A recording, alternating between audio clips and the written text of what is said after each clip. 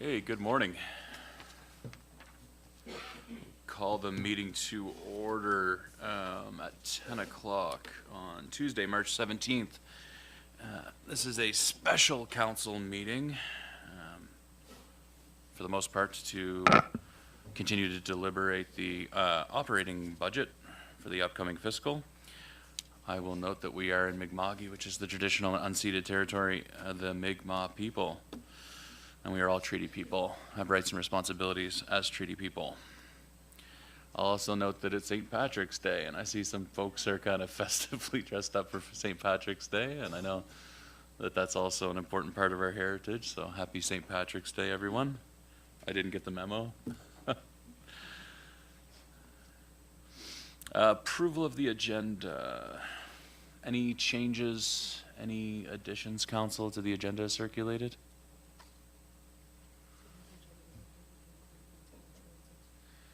Right. So, yeah, so the agenda I have in front of me reflects the fact that we are going to receive a presentation from Queens County Transit this morning. Any other additions, though? Okay, I'll look for a motion to approve the agenda as circulated. Moved by Councillor Carver, seconded by Councillor Jenkins. All those in favor? Called approved. Yeah, thanks, Deputy Mayor. I also will note that I received regrets from Councillor Wenzel for this meeting. Okay, that brings us to delegations and presentations. So, as I said, we have a presentation from Queens County Transit this morning. Come on up and take it away.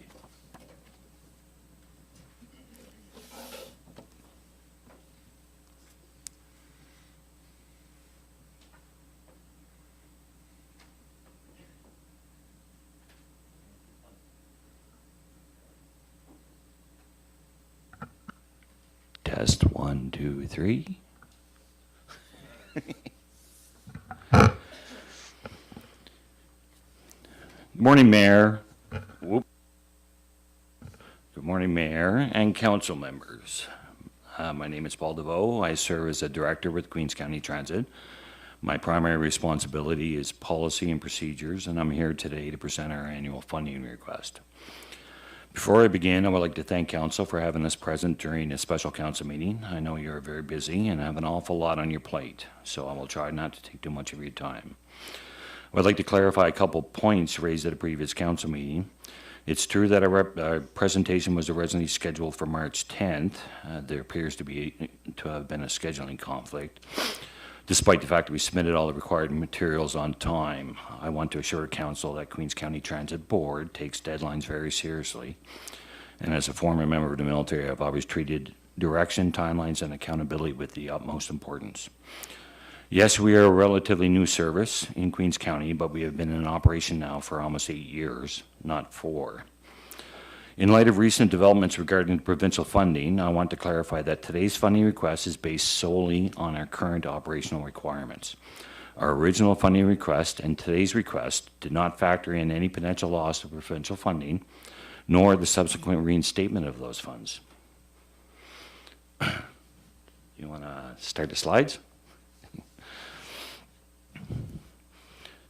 Sorry, but the date when we submitted it, it was for March 10th, so obviously it's March 17th. Next slide, please. As you can see, our vision, keeping Queens County connected. Our mission, Queens County Transit shall provide an inclusive, accessible, and effective transit system service that is efficient and sustainable for all residents. Next slide. As you can see, we have 11 board of directors. I'd like to highlight, recently we lost a very valuable member of our community, Mr. Bill Smythe. He was the utmost leadership and dedication towards making Queens County Transit what we are today, and it's his shoulders that we're standing on. We have 3 administration staff, and we have currently 9 drivers. I should note that none of the board of directors are getting paid. It's volunteer, and the remaining staff are paid positions. Next slide, please. As you can see, we have 8 vehicles, including 5 accessible vans. Would like to note that 4 of the vehicles are dated 2020, so they are starting to hit their end of life. Next slide, please. This is our current and our past 2 years ridership. I should note that approximately 60% of our ridership are seniors. And if you notice under the medical portion there, each year we have increased significantly the amount of medical transportation trips that we do. Also, I'd like to note too the difference in the NSCC numbers for the 23-24 and 24-25. It's 1 and 2. Those were the number of people. For this year, we put down the actual number of trips. So we have 5 personnel that we transport to Bridgewater on a regular basis for a total of 618 trips. Next slide, please. As you can see, we have great success in the community. Work with Penny Lane. We continue to transport multiple dialysis patients, which alleviates the stress on the ambulance service. So we work hand in hand with emergency health service. I put in some of the costing for the services. As you can see, when we travel to Halifax or up in the valley, whatever, it's $160 for the round trip. And we subsidized it down to $100. And same with Lunenburg and Bridgewater. It's $60.45, but then we lower that and subsidize it down to a $45 and $30 rate. For accessibility, 538 wheelchair rides. We do great for that. Ridership, each of the past 3 years have been an approximately 20 to 25% increase in the amount of trips.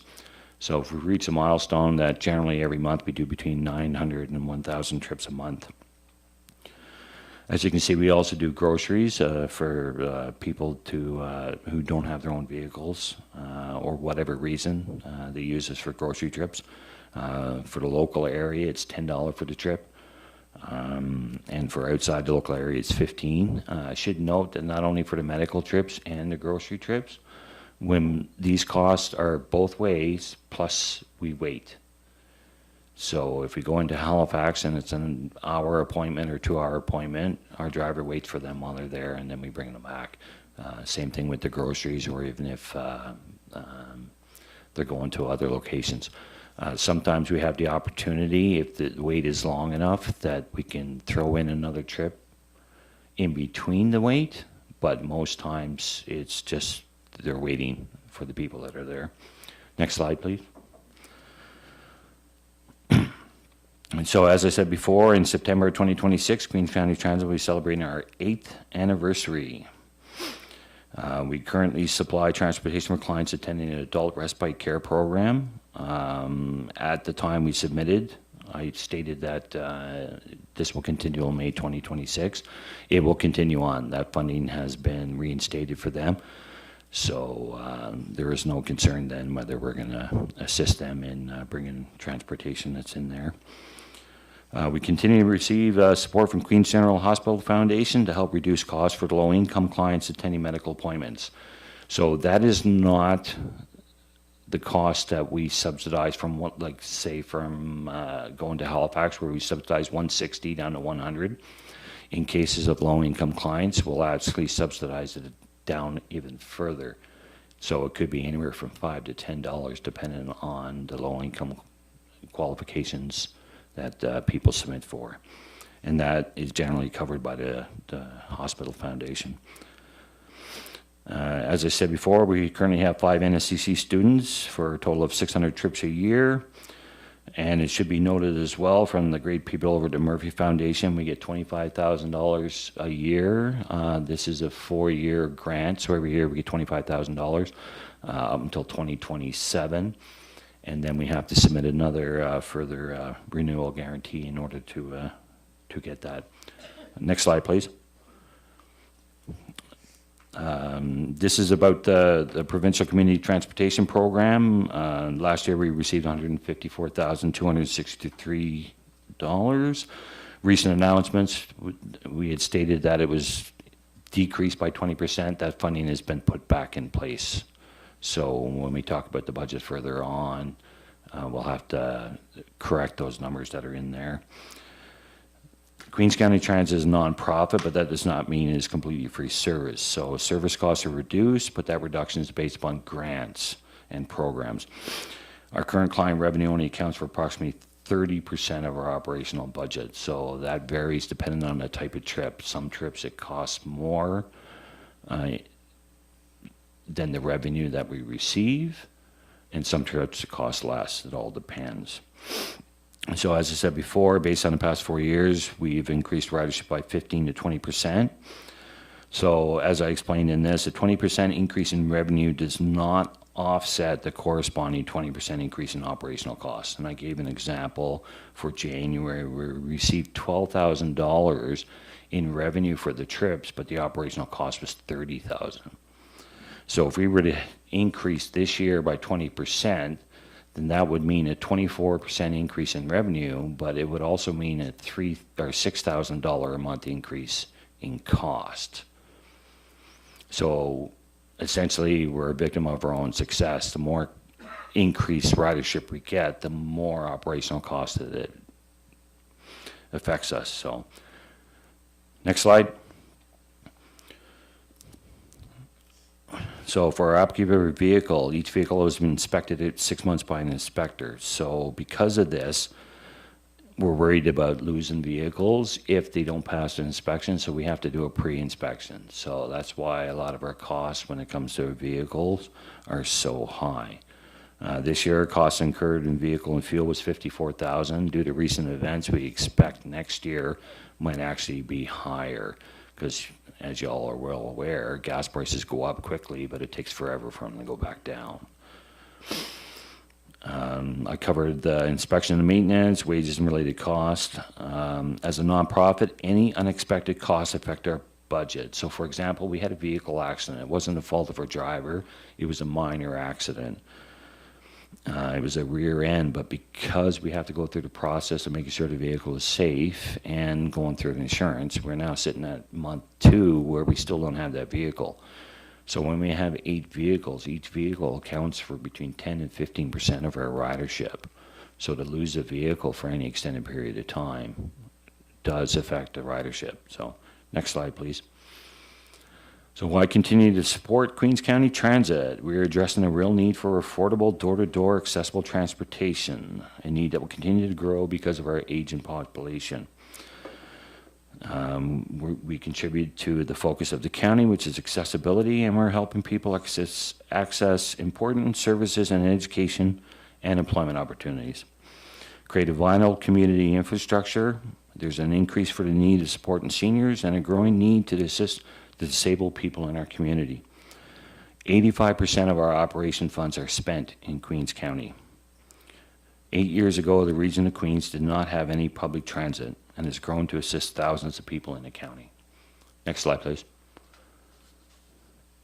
All right, this is just our operating budget. As I've stated earlier, if you look at the first line, under the proposed budget, it says $123,000. That's gone back up. It should be $154,623.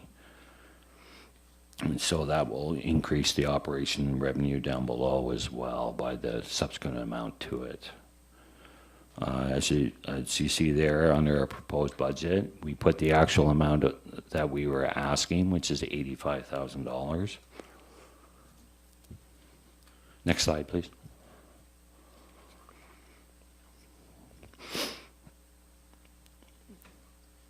Now this just covers all of, there's nothing outstanding or unusual with this, so each one is explanatory for where the budget is spent. Next slide, please.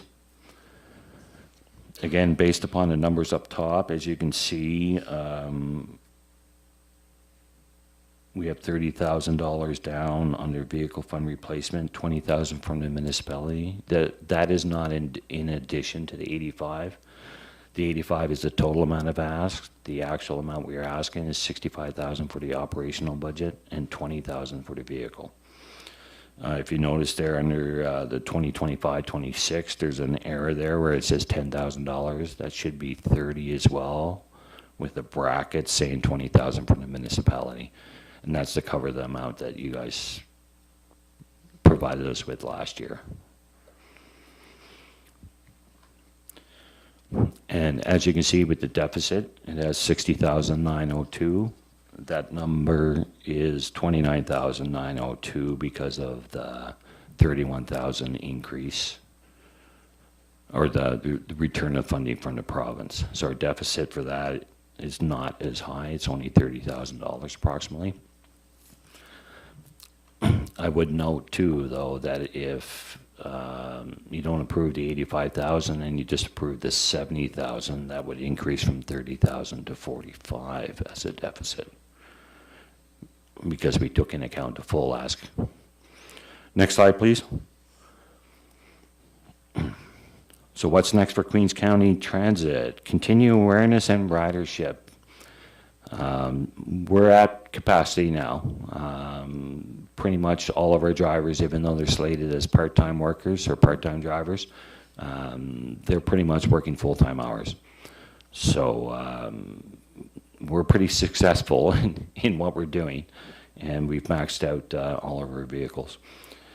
We completed a recent external operational strategic review, and we're going to be implementing some of the ideas and paths that they set forward for us.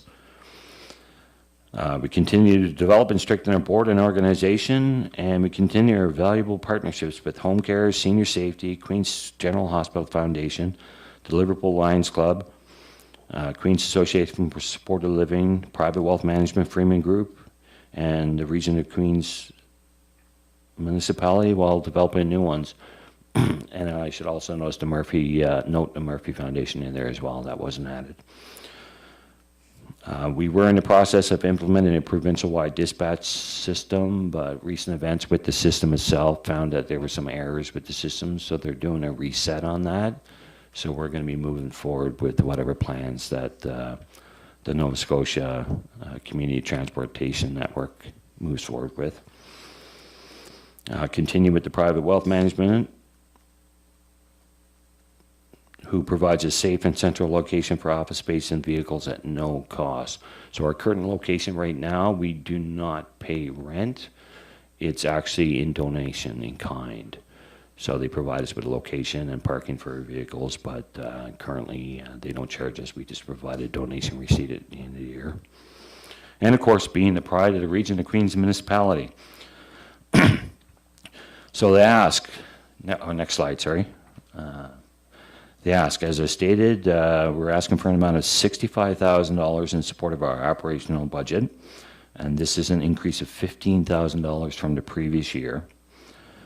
And this is due to the increase in ridership and the operational cost. And in addition, we're requesting $20,000 towards a new vehicle.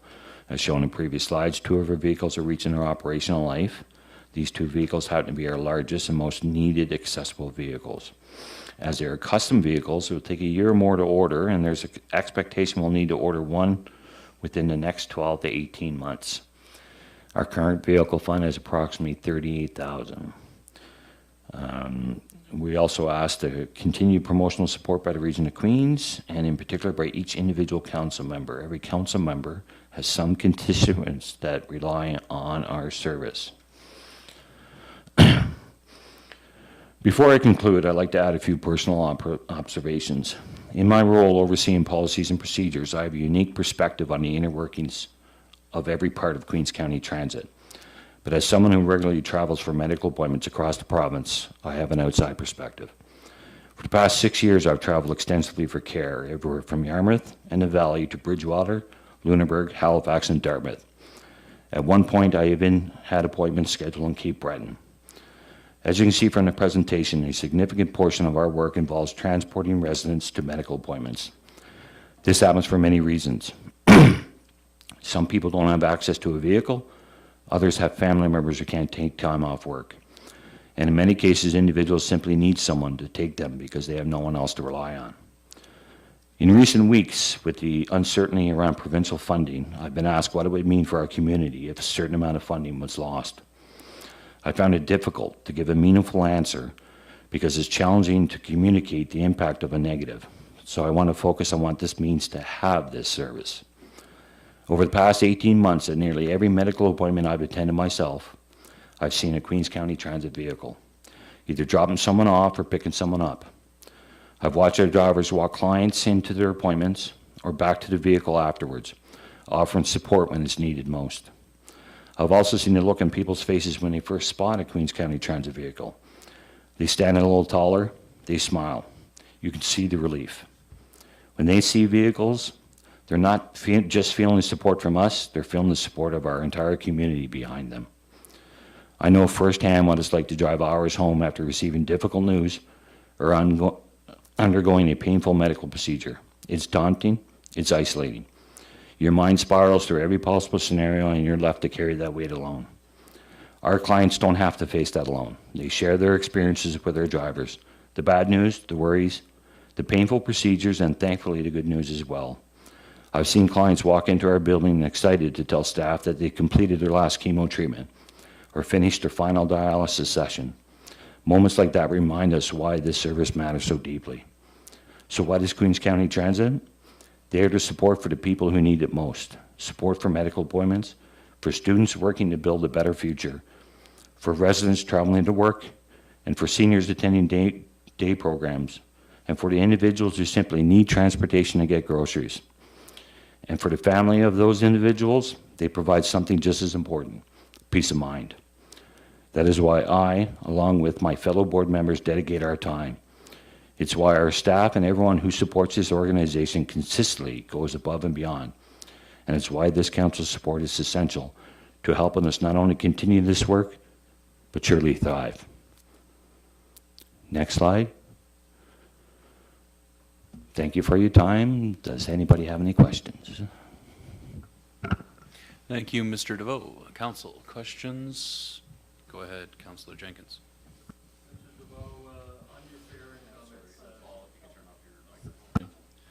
On your updated budget, your fare income, it has $150,000, which is up 2% over last year, but your ridership is expected to go up 10 or 15%. Why doesn't your proposed fare income go up 10 to 15%?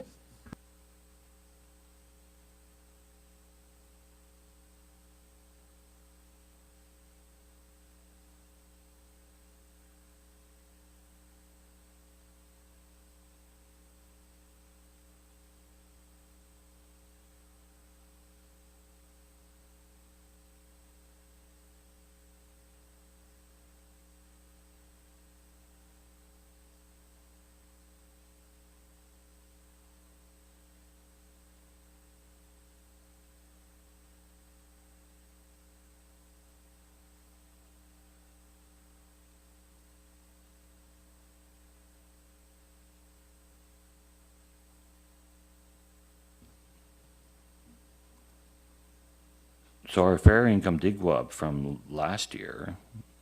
We put in there, it went from 146 to 150,000.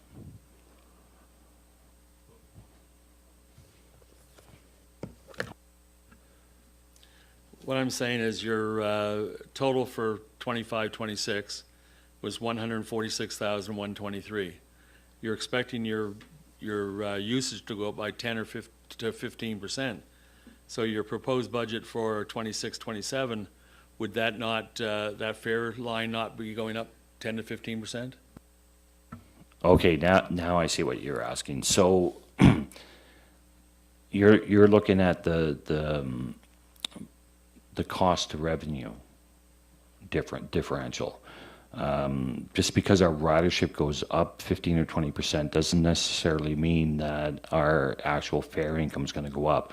So our operational cost, let's see if I can give a better example for that. So if we were to take somebody to the grocery store, it's $10 for them to go to the grocery store. Our operational cost for that trip is approximately $30 to $40. So even though our ridership is going up, for trips like going to the grocery store, it's 0.3. So 30% of that cost would be covered by the revenue. But if we were doing like an NSCC trip, it's almost 100% for the cost. So if we get additional NSCC, then we're going to get matching funds in the revenue. But for medical appointments, it's closer to 50%. Somebody going to the gym, it's only 30% for covers the cost. So even though our ridership is going up 15 to 20%, it doesn't mean our revenue is going to go up 15 to 20% because the amount that they're providing is low cost. It's not that they pay $30 and we subsidize them and keep that $30. It's they give us $10 because it's been moved down to it based on the money that we're given from somebody else. When was the last time that you had a fare increase?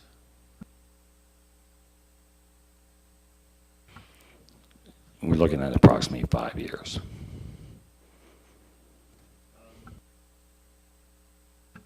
A question on fuel. Do you get your fuel wherever or is it contracted?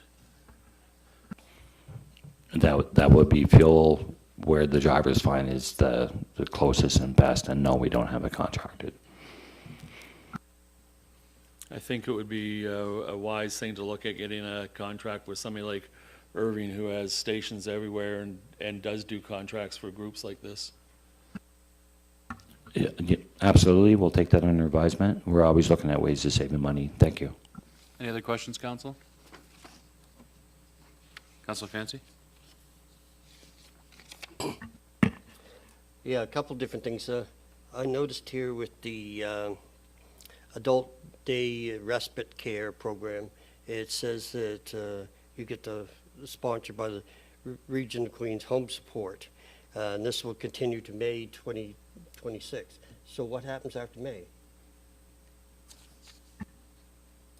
I'm sorry, I don't know if maybe you heard me. I stated when we were on that paragraph that that's been rescinded. So they've got their funding, and we're going to continue on so long as they need us, absolutely. Thanks very much, Paul and others. I just had, so I see there's, I think you said $38,000 in the vehicle replacement fund. Do you expect to have to replace one of the larger accessible vehicles in the next 12 to 18 months? How much do one of those vehicles cost, like delivered with customization? Yes, you're looking at approximately $150,000 for the larger vehicles. So I should note that even though the two of the larger vehicles are hitting their timelines, their actual mileage is actually lower than it would normally be expected. So for one of the vehicles, we're sitting at approximately 117,000 kilometers. The other vehicle is at approximately 158,000 kilometers.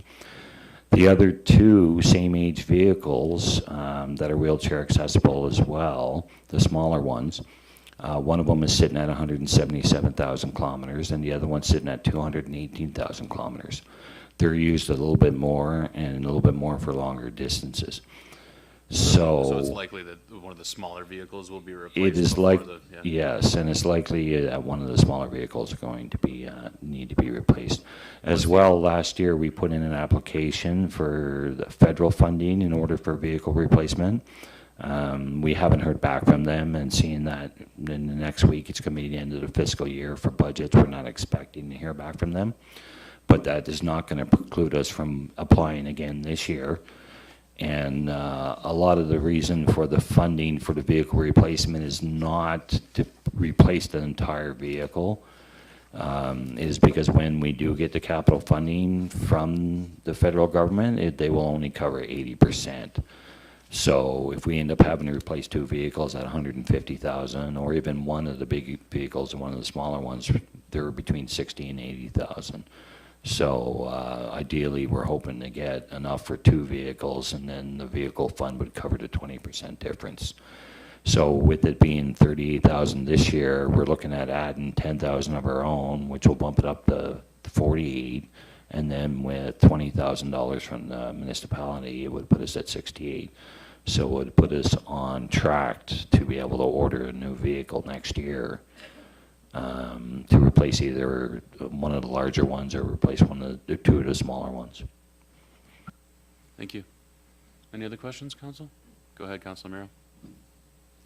I just have a quick question. I'm not sure of the cost of your trips, but you did mention $10 for a grocery trip. So is that $10 from Caledonia in here and then back, or how does your fares go that way?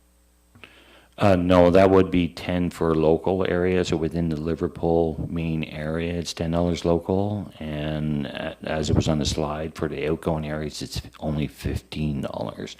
So yes, if somebody's coming in from Caledonia, it's $15 to go to the grocery store.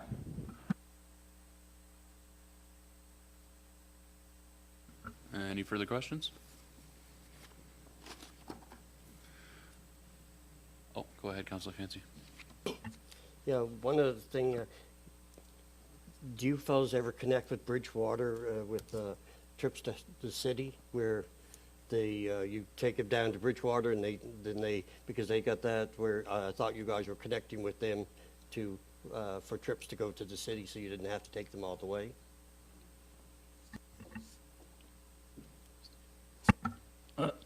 Currently, Bridgewater is not doing city trips yet, so it's kind of hard to partner with them until they come up with their way forward and how they're going to do things. Any other questions? Okay, thanks very much, folks. Greatly appreciate your presentation this morning. Thank you very much for having us.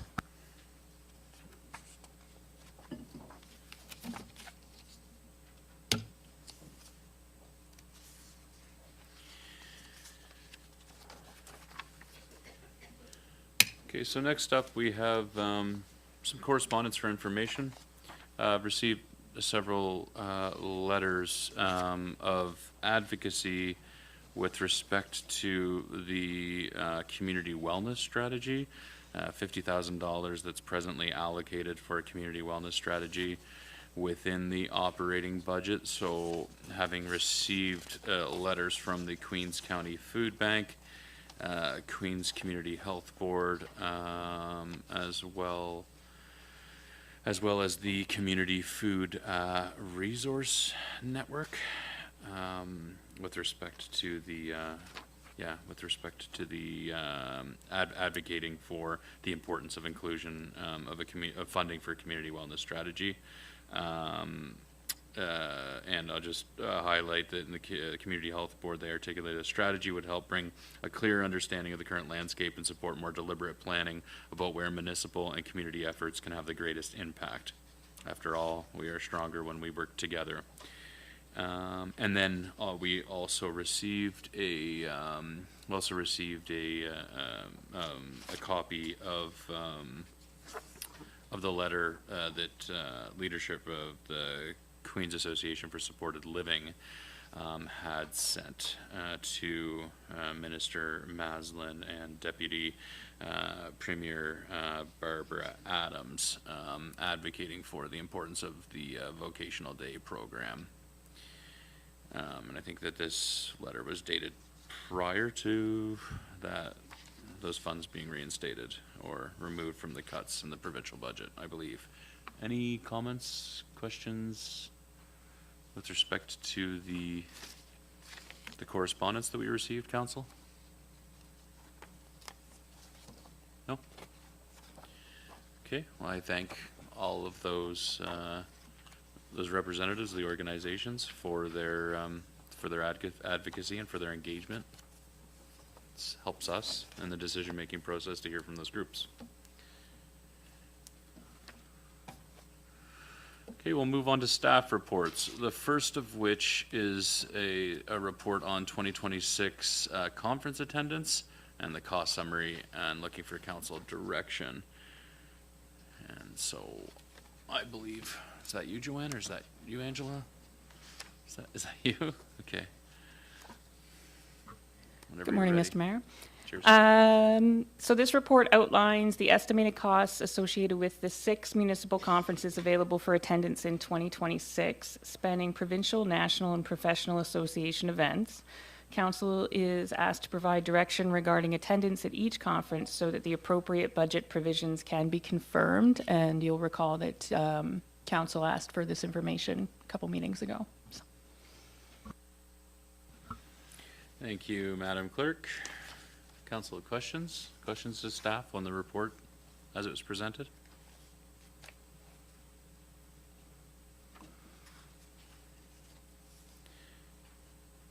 I see that based on the the estimated costs breakdown. So presumably that's the estimated cost for option one, which would be for council to approve attendance at all 6 conferences with the attendee numbers outlined, which are like 4 for this NSFM spring, 5 for NSFM fall, 3 for FCM, 1 for CAMA, 4 for AMAN spring, 4 for AMAN's fall, would amount to approximately $50,200 in total.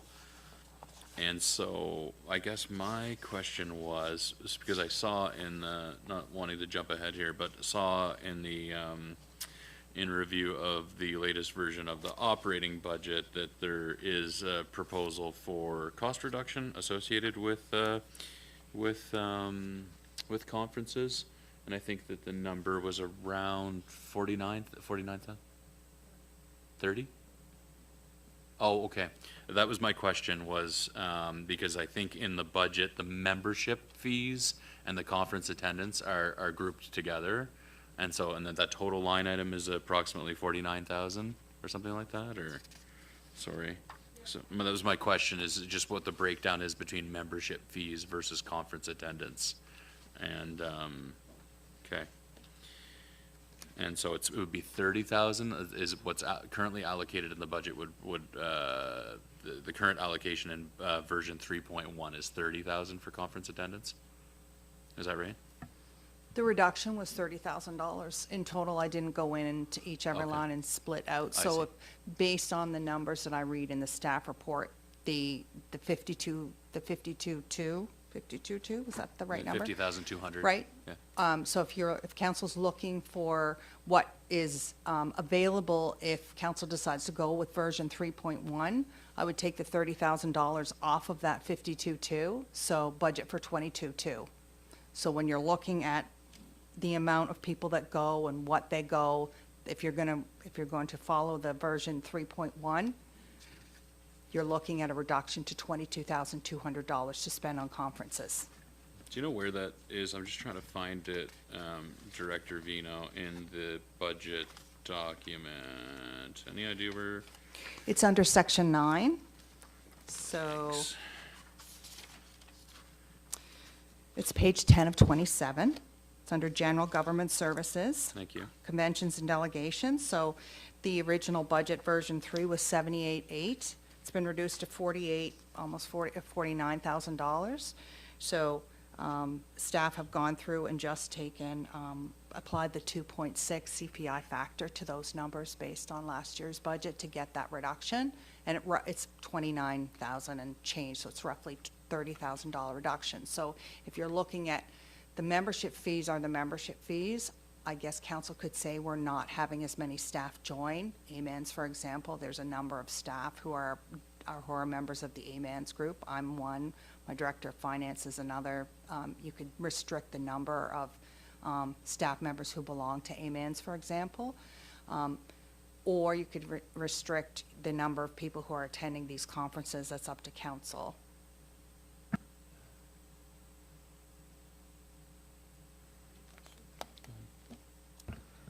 Just for clarity, the way that I was reading the documents that support version 3.1, these reductions, it had mentioned a reduction of the 30% or whatever it was to conferences, and I thought that was just going back and looking at comparables from last year. Is that not the case? What staff did was, meaning me, was go into the budget for last year, so the budget that we're ending in a couple of weeks, and apply the 2.6% factor to get the number for this year's budget. Does that answer your question?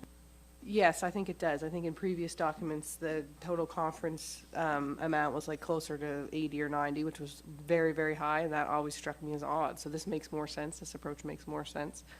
And I think one thing, I mean, in previous years, I guess there were 2 members last year who went to FCM, but in our previous term, I don't think any members of council went to FCM. So something like that would greatly impact whether, like, that budget line, it's either going to be up 10 or down 10 or maybe somewhere in the middle. But I think that's a good opportunity just to perhaps ask members of council if anyone is interested in going in FCM, and then if they're not, we could budget with certainty under that line, is my view. Yeah. Yeah. Go ahead. I don't plan on going. The only one I think I'll probably go to is Halifax again, the one in the fall. Okay. Yeah, I think it would be helpful to understand, what conference attendance is gonna look like, for the upcoming year. So we know with certainty for the Yarmouth NSFM Spring Conference that we have 4 folks going for attending, right? So maybe it's just to get who is planning on attending the NSFM conference, in November in Halifax? Okay. Are you planning to attend? Okay, 1, 2. Are either of you planning to attend? Councillor Roy, you planning to attend Halifax? Okay, so 1, 2. Do you plan to attend, Councillor Farley? For me, it will always be what's on the agenda. If there's Right. nothing there for me, I don't want to go. Go ahead. I think for things like NSFM where they're, you know, and from my view, you get a lot of insight of what's happening in other municipalities where it's more relative to, you know, I'm not discrediting FCM, and I've never been, so it's not fair of me to say, but, I mean, when we go to It is more relevant. these NSFM conferences, you know, you're learning things that happen in other municipalities that you can easily apply to your municipality and connecting with colleagues, so I think those are really valuable from my view. I think it just makes sense to plan for like half of council to go to the NSFM fall, for example. I think I agree. the FCM thing for me is just like, I don't have interest in traveling, and going to Edmonton for FCM. And so I think if we can just figure that out around this table, then that will give us an idea of a potential way to save $10,000 if no members of council wish to go. Mhm. Thanks. Yep. I don't intend on I don't plan to attend FCM for this year either. I know the FCM is planned to be in Halifax next year, so it could be a good opportunity to do that. I agree with what the deputy mayor said. The relevance of the NSFM's conference is better because it has that sort of Atlantic Canadian connection. And I think that attending the FCM every year is probably more than we ought to do. So I would be comfortable removing the FCM from this year.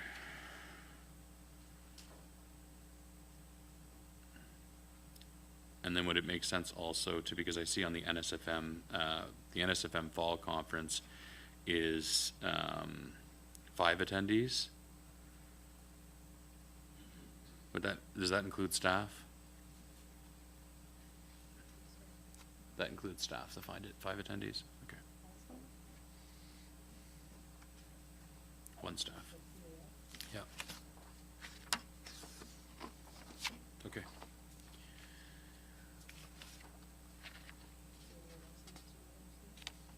Well, for the FCM, for the fall, I counted 4 of us, or, oh, pardon me, for FCM, yeah. Would anybody else like to, is anybody else interested in attending the FCM conference in Edmonton for this year?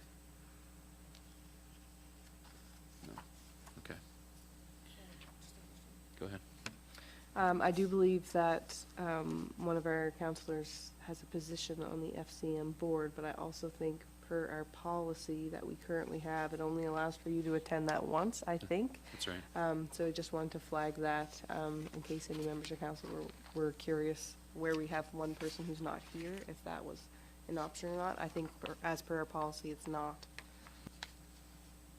That's right. So the present policy reads that the mayor is eligible to go, and councilors are, mayor is eligible to go each year, and councilors are eligible to go once per term, is the way that the current policy reads with respect to the FCM.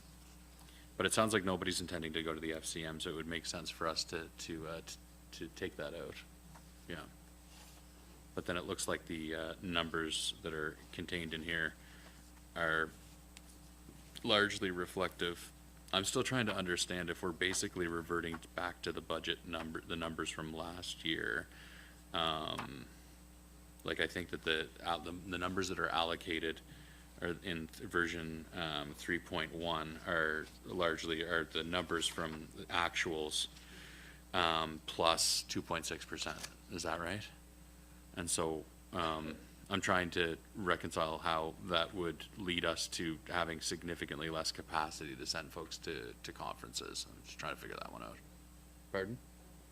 Oh, it wouldn't. I'm not sure. Does it? Like, I'm just trying to figure that out. If we, if it's the will of council to approve the version, the budget version 3.1 with respect to reductions in the other government services with respect to membership and conference attendance and the 48,856 that's allocated there, would that inhibit us from actually executing on the level of attendance that we've articulated or reflected on in the staff report? The budgeted attendance is the version 3, so that's your 78.8. So if you're looking at scaling yourself down to the budget for 3.1, you need to reduce your cost $30,000. So you've reduced, if you've taken out FCM, that's roughly 10. So you've got another 20 to go. Does that answer your question? Yeah.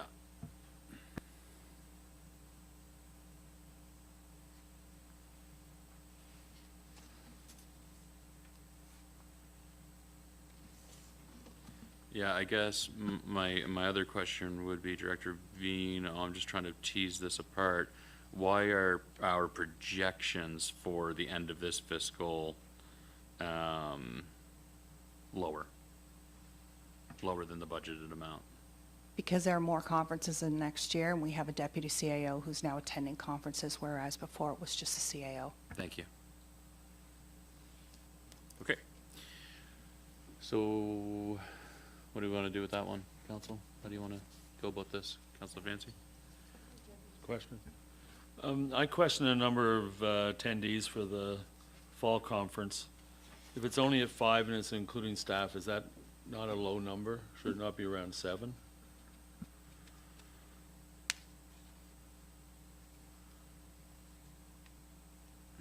Perhaps. I think I saw 3 people indicate an interest, so would be 3 counselors plus 2 staff, but then potentially, I guess, but there's a potential for others to want to go? Oh, okay. Perhaps I counted wrong, okay. So you're saying it should be increased to 6 attendees? Well, I'm just wondering if the number of counselors plus the mayor and deputy mayor go, plus staff, that looks more than 5 for me. Oh, I think when we say staff for the purpose of the NSFM, we're talking about the CAO and deputy CAO and/or deputy CAO. So same thing. Right. So 6? Yeah. Yeah. 6? Okay. So the question is, I don't know, so I guess it's the will of council, we're gonna have to, we could figure out the budget on the back end, but do we want to, so there's some recommendations here, so we could, approve attendance as proposed here, we could select, specific conferences, well, I guess that's what we're doing, because we're getting rid of the FCM attendance, we could reduce attendance numbers, we could defer this decision. What would you like to do, council?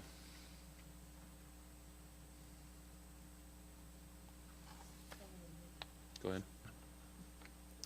I think that these things, like the FCM, no one wants to go, so you remove that, that's certain. Yeah. I think that you account for half of your council to be able to go to NSFM. We don't get full attendance. I think some things in the past here, we typically didn't, like when we had these conference things that were specific to council, they were just council, the staff were in a different line, so it might be some of the confusion, I'm not sure, but I think that I don't think we need to hyper-focus on this specifically, I guess would be my comment as we were going to be moving through budget discussions, talking about potentially removing some other things and revisiting some other things. I don't think we should be super hung up on this budget for half of your council to be able to go to NSFM. Yeah. remove FCM, and the other ones I think should be with some increase of the 2.6%, because when you look at the projected amounts, I mean, the projected amount for FCM for March 31st, 2026 was 11, but we had, 25,000 in version 3 versus the 12 in version 3.1. So Right. I think we're just gonna go down a rabbit hole we don't need to. Okay. So I would just recommend that we move past this. Thanks. Okay, so perhaps the motion is that the council provides direction to staff to approve attendance at the selected conferences, and then removing FCM from that list of selected conferences, with attendance numbers of 4 for the spring NSFM, 6 for the fall NSFM, 1 for CAMA, 4 for AMAN's spring, and 4 for AMAN's fall. Is that right? Is there a motion? Someone willing to make that motion? Carver, Councillor Carver has moved. Is there a second to the motion? Seconded by Councillor Merrill. Go ahead. The 4 that you refer to for AMANs are our staff, not elected officials, correct? NSFM spring, No, AMANs. AMAN's is staff. Thank you. Further debate or discussion? Councillor Fancy? Yeah, something that somebody had called me about is just for, I guess, for transparency, with the one that we have on page 5 of 8 for the CAMA, I guess it's called. CAMA, yeah. Yeah, because we just put down a amount of money, and it didn't have it broken down. We understand where it is, but for the public, I've had some people from the public say, hey, what is all entailed in that? Because it's just one lump sum. So can that be broken down better? Okay. Further debate or discussion? May I ask a question? I just want to make sure I understand. So so that particular line in version 3.1 has been cut by $30,000, and $10,000 has been taken out, so I have to add $20,000 back to version 3.1 in expenses. Is that correct? If that's right, if like after you look at memberships and whatnot, like we don't have the information on what memberships look like, or like what the other costs are. It's not broken out, so I'm not sure what adjustment would be required. Thank you. Thanks. Further debate, council, before I ask the question? No? Okay. All those in favor? It's carried.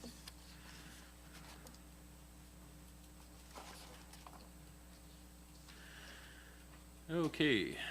Next we have the meat of it, the operational budget discussion. Council? And so thanks very much to staff who've gone away and reworked, and considerable rework to the budget, which I'm sure was a high volume of work, so I greatly appreciate it. And so Director Vino, do you just want to walk us through what you presented here in your report?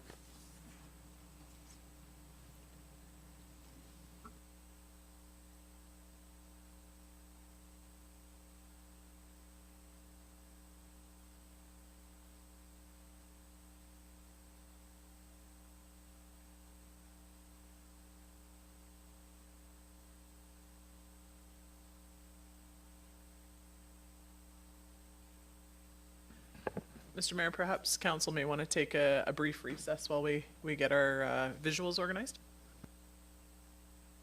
Sure, let's take like 6 minutes, reconvene at 11 o'clock.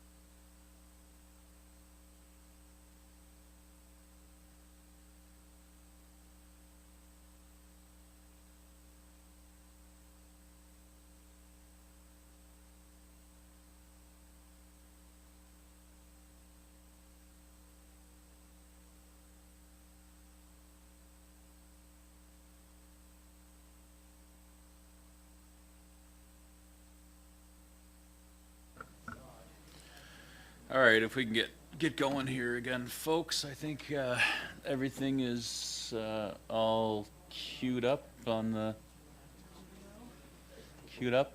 ready to go here. Okay, and yeah, so what we have here is a different look at the budget, and really is so the version 3.1 that is going to be shared today. Is a kind of a baseline budget with the mandatory costs and and then the sort of inflation or 2.6% increase to our operating costs looked for. And then just in reflection on the process for this budget deliberation and looking through and landing on our operating budget, I'll reflect on the fact that we, in discussions with our senior managers too, we've identified that the approach to the kind of blue sky budget didn't serve us well, and that I think that it is appropriate, and in future years that we will, as a starting point, look at what a baseline budget. With the mandatory and inflationary increases to operating expenditures, what that looks like, and then entertain what it would take, what specific initiatives we want to look at moving forward. So that's what we have here today. I'm appreciative of the work again the staff have undertaken to be able to provide this. To us, and also members of the council, your ongoing engagement and listening to your members of community as we make our way through this. It was never our intention to shoulder our taxpayers with unreasonable extent of taxation.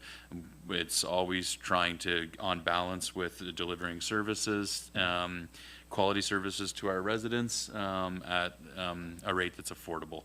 And so we're just going to continue to rework this. Anybody, before I hand it over to the Director of Finance, anybody else like to make any comments about the budget deliberation process or how you're feeling to this point? Okay, go ahead, Deputy Mayor Charlton. Thank you. Not to echo all of those things, I would agree with those comments. I think it's important to note that there are many members of our community who are dealing with affordability concerns, and although this approach has been very transparent and you can listen and you can watch and see how things evolve, people don't have that kind of capacity to be that involved. We know as sitting members how long these meetings are. And I think it's important to note that even if you are sitting down and listening from meeting number one, I've heard from many residents who sat down for meeting number one, as soon as they heard 21 cents, they checked out. And the concern, especially with some of our most vulnerable, our senior population, they couldn't hang in any longer to kind of see all of that whittling back. So I will be at some point bringing forward a motion once I figure it out. I don't think it's today, about just putting something in place for that baseline budget to make sure that happens, just so that we can make sure, and for our residents to understand, how we evolve year to year just in those mandatory costs and the consumer price index costs that we can't control, just so people can understand that, we can see how the lift affects all of those things, and then park the wish list separately and show how that affects, how that could affect a budget, what that looks like for costs, if it's a cent, how that evolves, and what a cent, if we raise it by a cent, how that affects your tax bill. And I think that info is coming from our Director of Finance today, a little bit more after we asked for that the last time. But I think it's just really, really important to recognize that, because people are just scared in our community. Everyone is facing affordability challenges. The gas prices that have gone up in just 2 weeks alone have people in near tears. No one is immune to that, and so I think we just have to be really cognizant and recognize that, and just make sure that we put, as council members, we put measures in place just so the scare factor doesn't come in, because I understand the blue sky budget. There are many things that could align with strategic priorities, but it terrified many people in our community, and I think I think that approach is harmful, so I would not like to see that continue. And I'm just, yeah, very appreciative of what we have in front of us today, and I think that we can navigate this in an appropriate way that is fair to our residents. So thank you very much. Yeah, the last thing I'll say, and then I'll hand it over to you, Joanne, is that I'm really proud of the commitment to transparency that the council has and that our staff have, and then also a commitment to improving and to learning and to growing. And I think that's what we're doing all the way along. And so some of the challenges that in an effort to be transparent, there was a shock value that created more tension and probably definitely work for the staff than needed to occur. And so that's what we're going to continue to do. But we are attuned to the needs of our community, to the challenges being faced in our community. We are representing our residents when we make these decisions, and they are tough decisions. But I want to thank the council for being responsive, for committing to transparency, and thank the team here of staff for all the work that you've done and put into this. And we're just going to continue to get better as we go, and to be responsive to the needs and the realities of our community. And so with that, I will turn it over to you, Director Vino, and thank you very much. Thank you. So today's meeting will start by reviewing our, hang on. Here we go. Further to what the mayor and the deputy mayor were just saying, we have come a long way. There's been some significant cuts made. We started out with a 21.2 cent per $100 of assessment increase. Our March 10th version 2 brought us down to 15.8. The last budget meeting we had, council reduced it to a further 14 cents, and the last version 3.1, which is what this presentation is based on, was done by staff. And so that got us to the 5.4 cents of $100 of assessment. So I'm just going to come over some of the changes that were made in the 3.1 version. So the 3 FTEs for custodial services for Queen's Place AmeriCentre have been removed. And also the activity and outdoor play coordinator, which was a seasonal position, has been removed. So that removed $192,810 from the budget. There was a lot of conversation last meeting regarding our mandatory costs. So I wanted to just go over those for council's information and also for our residents. So we have a policing budget, RCMP. The original budget had a 5% increase versus the 25-26 actual. So there was a council motion that added $450,000 to fund 2 additional officers that was added to the budget. We have our Property Valuation Services Corporation. This is the organization that's responsible for managing all of the property assessments in the province. We as a municipality have to contribute to their costs. They operate on a cost recovery basis, and they had an increase of 8%. We have our South Shore Regional Center for Education. Again, we are obligated to contribute based on what's in our uniform assessment. I discussed that a little bit in our first meeting where we talked about lift and not getting all of the lift, because our lift is part of our uniform assessment, so we have to give part of that to our SSRCE. Our emergency measures, so we know that coming up in this year we have a membership in our regional partnership. The expected cost at the time of this presentation preparation was $70,000 annually. Provincial road levy, I didn't have that included in the first couple of versions because the increase was so small. I increased it at 2.6%, but because I wanted to get all the really mandatory costs together for council, I put that in and added that this go round. So if you look at those mandatory costs, the costs of those increases alone are the equivalent of 7.4 cent increase on our tax rate. So I wanted to give council an idea of these are the things we don't have a choice over, with the exception of perhaps your 2 new officers. But that's a council motion, so staff is keeping that in until directed otherwise. Okay? Does anyone have any questions about any of those so far? Yeah, I just have one question about the 8% increase to PVSC. I've been looking at other municipalities who are budgeting, and they're not budgeting for that. So is it different from one municipality to the next? PVSC's fees, the contributions that we have to make to the Property Valuation Services Corporation? I don't believe it is. I received that from Mr. Beasley himself, 8% increase, so, but I didn't go in and check everybody else's. No. Yeah, because other municipalities are budgeting for like 3% or less than 3% increase in property valuation services. I'm not sure if they're separating it out differently. The invoices aren't out yet. I called ahead. Okay. Maybe you're just ahead of the game, okay. But in total, we're looking at a $26,319 increase versus last year, which is why I have those increases. That's the amount of difference between last year and this year. Any Right. other questions about those? So then we have a few others. Sorry, Councillor Jenkins. I'll just recognize Councillor Jenkins. I'm sorry. I have a question about the 5%. Is that a sure rate that they're going to put it up, or is that still a negotiation for the police services? For our CMP, that's an estimate by me. I don't usually get that letter until end of May.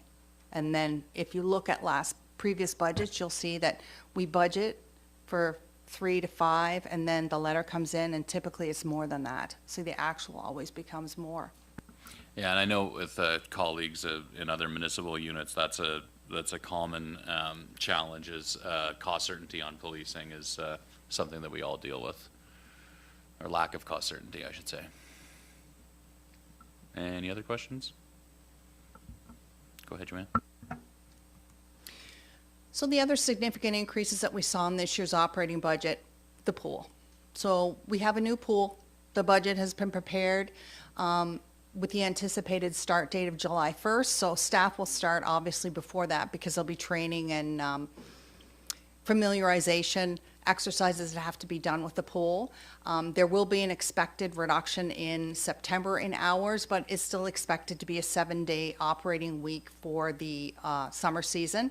And it does not include any custodial costs now because I've removed those costs.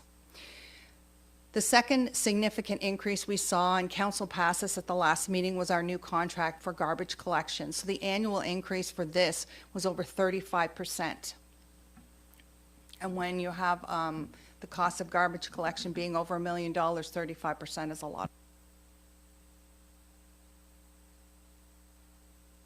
Ooh, press the wrong button.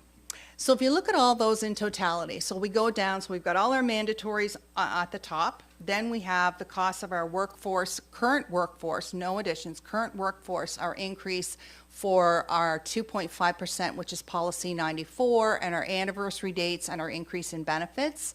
That's the $495. Then the council remuneration that is added in. The South Queens pool, that's the operating cost. So that's not just the staff, that's the operating costs.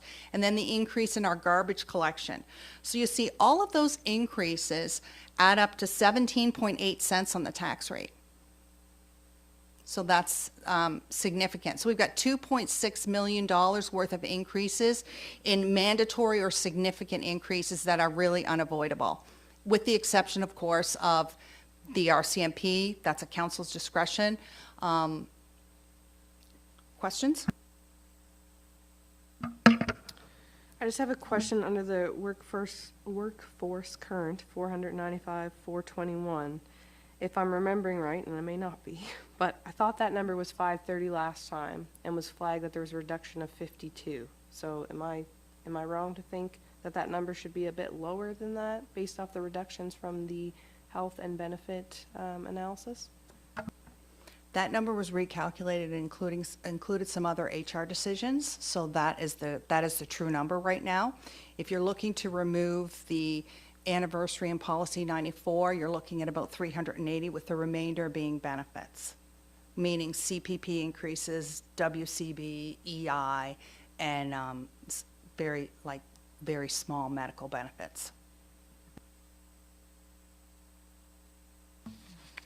I think it's important to clarify that nowhere did I recall council members suggesting to remove CPI for our staff or those merit increases. I will only speak for myself, but I don't think that's a step forward in the right direction. I think our council has come out and said we want to be an employer of choice, we value our people. So that's certainly not something that I would be supportive of.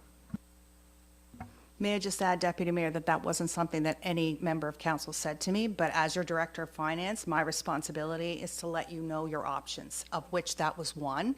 And because it was a significant amount of money, I felt obligated to include it in the staff report. Yep, that's great. Appreciate that transparency, and thank you for that, Deputy Mayor. Any other questions before we move forward, just with respect to the summary of mandatory increases and that breakdown is put forward here?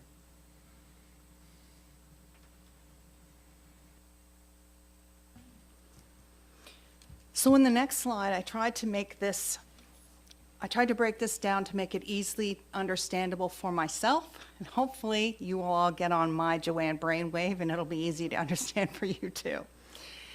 So we had a revenue increase between last budget year and this budget year of $2 million, roughly. The revenue increase does not cover our mandatory and significant costs. So we've got a revenue increase of $2 million, but we have a mandatory and significant cost of 2.6. Now our lift was $1 million, I think it was, very close to it. So where did we get the 2? We got the 2 because we transferred almost $700,000 from our reserves in this operating budget, and that counts as revenue. So right there, you've got a $551,000 shortfall just to cover your mandatory and significant expenses. So if you look at the total cost increase versus last year, it's 2.89 million. So the other expenses that aren't funded, which is the difference between those total costs and the mandatory costs, are 255,496. So that brings us with a deficit in the version 3.1 of 807,123. All of you remember, we're not allowed to carry a deficit. So in order to get rid of that deficit, I have to increase the tax rate 5.4 cents. Does everybody understand that? So we're in the hole. We're not allowed to be in the hole. Nope. So we have very little control over revenue streams. We've already done our Queen's Place revenue, our tipping fees revenue, our sewer rates revenue. All of those things are already done. So what is left to us is tax revenue increases or additional cost decreases. So I've already slashed $1.2 million out of this budget. So therefore, my suggested recommendation is the 5.4 cent increase in the tax rate for version 3.1. So what that will do is that will take our residential, commercial, and resource taxes up the $807,000 to get us to zero. The increases in tax rate in version 3, which is the version before this, the version that took all the suggestions from last meeting from council, is 14 cents because the costs are higher. So the cost increases in version 3 were 4.1, almost 4.2 million. Is everyone with me? Have I lost anyone?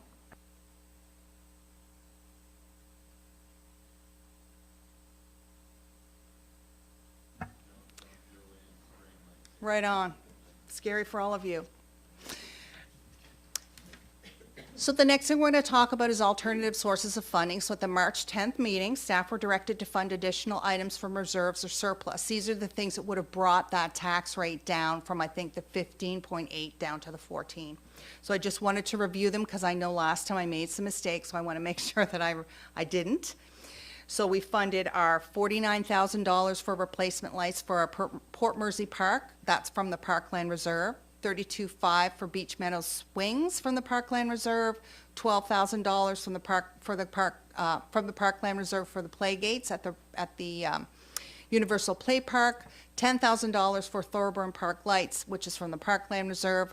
$30,000 for that trestle trail study from the surplus, $90,000 in parking lot and wall replacements, that's from the surplus, that's for Queen's Place, and the $52,500, that's a recommissioning study for Queen's Place, is also funded from the surplus. Is that council's recollection? Did I miss anything?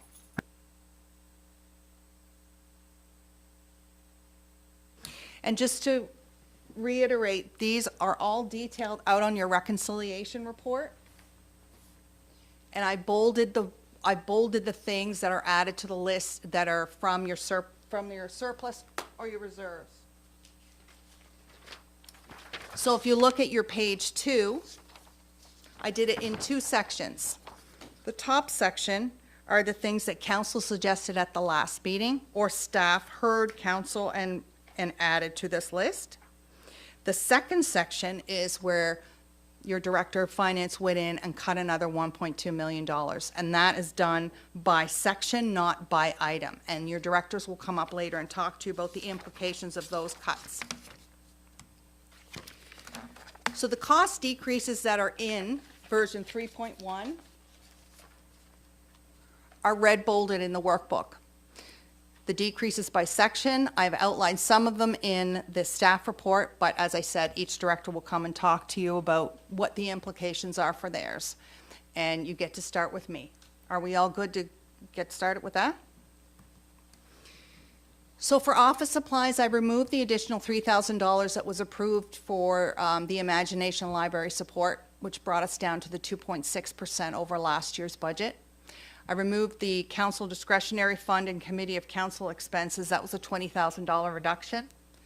I applied the 2.6% to last year's budget for our tax exemption. I have policy in brackets because I believe I have to come back to council if council decides to reduce that and amend the policy again. Tax sales, I applied the 2.6% to that. It didn't save a lot of money, but I wanted to make a note here that council could further reduce that line, and which would then limit the amount of surveying work needed to prepare properties for tax sale. We do tax tenders now rather than tax sales, so we don't go and rent a hall and have the whole day of people coming in and out. We do tax tenders because it is better, we believe, for us, lower cost for the municipality. And we do have a significant number of challenges when it comes to some lots that are on our assessment roll. So right now, just going to go up and look. I don't know the number off the top of my head for what the costs are. Oops.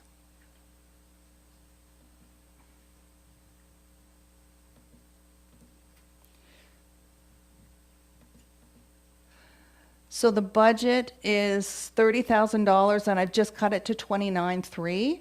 But I certainly would feel very comfortable cutting that to 15 if that's council's direction. Just keep that in a little side pad for yourself. If you want to reduce the amount of surveying that's being done to get our properties ready for a tax sale. Moving right along, I cut general consulting down $25,000, so it's at the same level that it was in the 25-26 budget. We had added some additional amounts in there for master plan consulting and for wastewater consulting to look at our fees and how they're structured and examination of those. Conferences, we won't talk about that because you have already given me direction on that one. Does anyone have any questions on that, on the things there? Thank you. Director Vina, could you just back up to tax exemptions and explain that line? I heard a little, but I think I missed some of it. So our tax exemptions are low income tax rebate. They're individual exemptions. They're not the bylaw, which is the property exemption. So we had the Ledvina building, for example. I think that's how you say it. The Hospital Foundation came to council this year and asked for the 50% to be changed to 100. This is in the operational budget as a tax exemption. It's for low-income, financially challenged people, and it's dependent on income, and we have those different thresholds. If you earn up to a certain amount of money, you get this, and then another 5, you get this, and it gets, the more you earn, the less rebate you get. So council had approved an increase, of tax exemptions were we had approved the increase when we discussed this policy amendment to 175. So what I did in this iteration of the budget was I took last year's budget and added 2.6%. So that took us down to 167, 238. So it's still above where we expect to come in this year for a projection, but I applied the rule because that's how I approach this whole exercise. There's no favorites, and I just wanted council to be aware. If that's not something council's comfortable with, we could turn it back to the 175. That's not a problem. Depending on our enrollment and the need in the community, we may not get up to that 175. The 167, 238 may be enough. It's hard for me to make those predictions at this point. So just to clarify, so our year to date for this current fiscal is, if I'm reading this correctly, 100, roughly 147,000. Is that right? That year-to-date was at the end of December. So we're thinking that by the end of this fiscal year, we'll be at 160. Do we typically receive tax exemptions as I thought do we receive tax exemptions on a rolling basis kind of thing? No. They have to be done before the end of February. So right now, I would be able to go into our financials and look and see where we are actually. Okay. But we increased our rebates too, remember? We Yeah. increased our rebate amounts, so that was kind of the logic behind pushing the money up. Council could decide to reduce it back to 160 or even 163, whatever you decide, and then with the direction to staff of, if we get to the point where we're using all of that, just like with the utility Yeah. rebate, that's what staff heard. If we get to the point where we're using it, then come back to us and we'll see how much you need and we'll approve it as an unbudgeted or consider it as an unbudgeted Yeah. expense. Was that good, Deputy Mayor? Yep. You good with that? Yep. So, yeah, so the reduction of 7,762 would still leave us with 167,238 allocated to that tax exemption program, that rebate program. I just wanted to make sure where it was referenced in the back and there about policy, that we weren't considering revising the policy and undoing what we were doing, because you and your team from finance had brought like a great analysis forward of how we could help those residents better, which I really loved and appreciated and still wanted to support. So I just wanted to check, so I appreciate the explanation. Okay. Moving right along.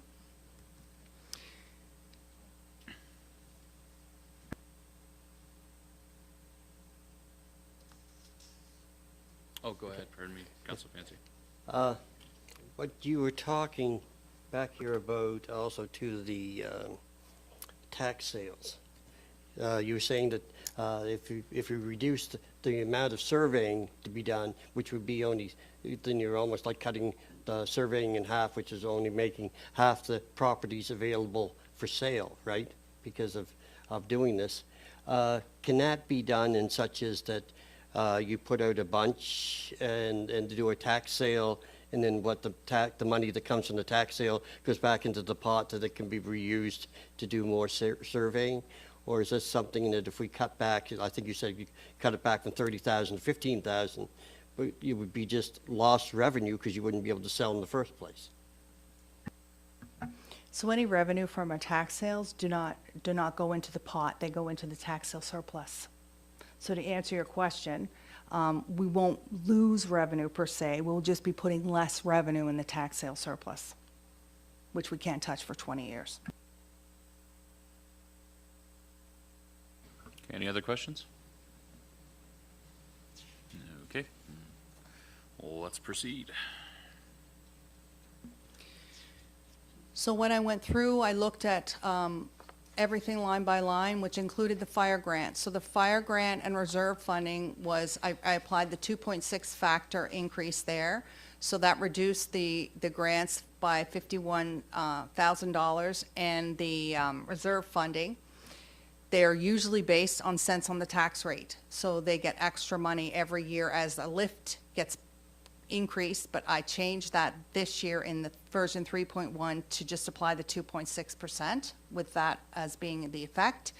And finally, I know there's been a lot of conversation surrounding our second generation cell. So I took out the funding for that of $150,000 a year, because if we're going to cut 1.2 million, it's not going to come in $5,000 increments. So I needed to look for some big ticket items, and I looked all through the budget and felt that that was probably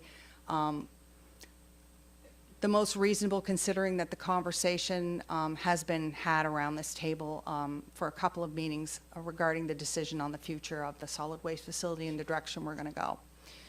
Are there any questions about those two items? Councilor Cassidy? Of course, that 1 cent that was voted in just a couple of years ago with the fire department, so that's going to be going from 1 cent to just 2.6%, right? So instead of 148, it'll be 51. Is that what I'm getting from this? I didn't do the analysis on each individual fire department. That number is all of them together and combined. So, for example, just looking at, trying to pull up my workbook here. So the grants were $742,000, $742,750, and that was based on the 5 cents on the tax rate, and they've been reduced to $7.10.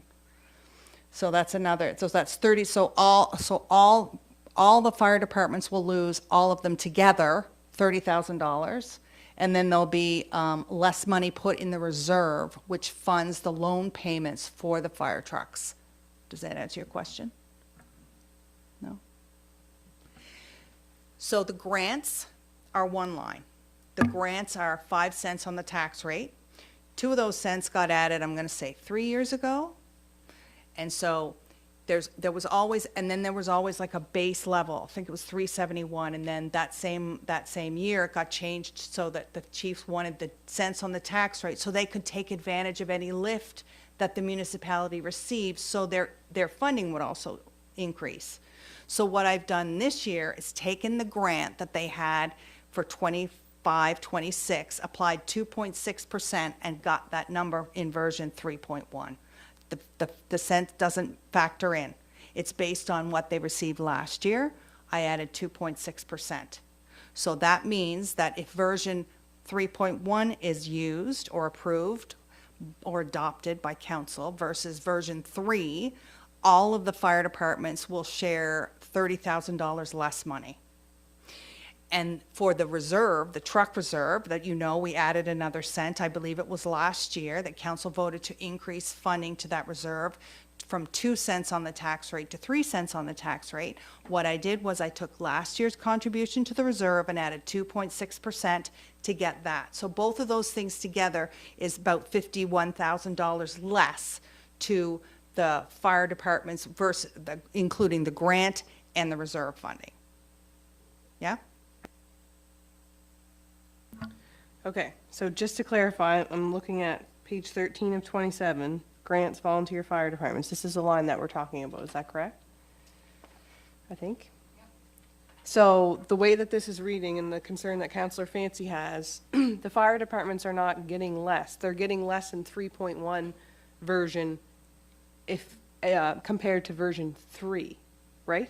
So because I'm just concerned that this is going to create alarm in our community with our fire organizations. We are not suggesting that we give them less than what the previous council has given them the extra cent. We flushed all that out. So I need clarity that they are not receiving less.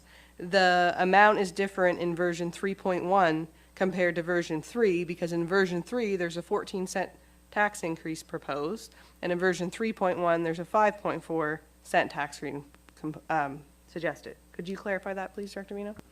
You're absolutely right. So in the last fiscal year, the one that we're finishing right now, the amount of grants was $692,450 that went out to the fire departments. In the version that staff have brought to you today, there's $710,454. So they receive another 2.6%. Because that was the factor that I applied. So rather than doing the cents on the tax rate, which would have given them another 50, I used 2.6%. So they're not getting less than they would have. They're getting less than they would have had we kept the same methodology, which is cents on the tax rate. So I've applied the 2.6 CPI to last year's grants versus let's do the 5 cents on the tax rate. So they're still getting more, than they did last year, but the methodology of calculating what they're getting has changed in version 3.1 from 5 cents on the tax rate to applying the CPI of 2.6 to what was received and funded last year. Is that So on that note, based off of the 5 fire chiefs and their understanding of how they get their funds, then it would still be changing. It would still have an implication to those, if we're not using the 5 cents on the tax rate and we're doing the 2.6%. I'm having a hard time digesting this. the fire chiefs, for them to have budgeted based on the 5 cents, they would have had to have been paying very close attention to these conversations that we've had in our meetings about how much a cent on the tax rate is, and to do their math. And then they would have had to take all their letters out and look at the percentage that each department gets in order to do their budgets based on that 5 cents on the tax rate.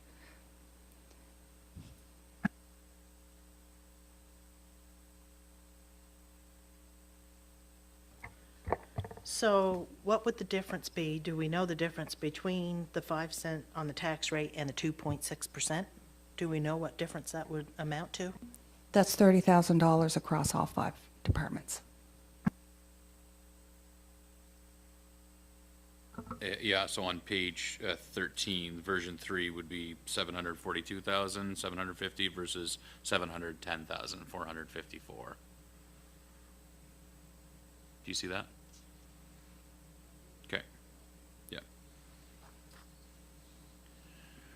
So I guess I'm still a little confused. So that 14-cent increase included the 5 cent that we do have on the 5 cents to the extra that they get? Version 3 had the 14-cent increase, and it kept the methodology the same, which was 5 cents on the tax rate.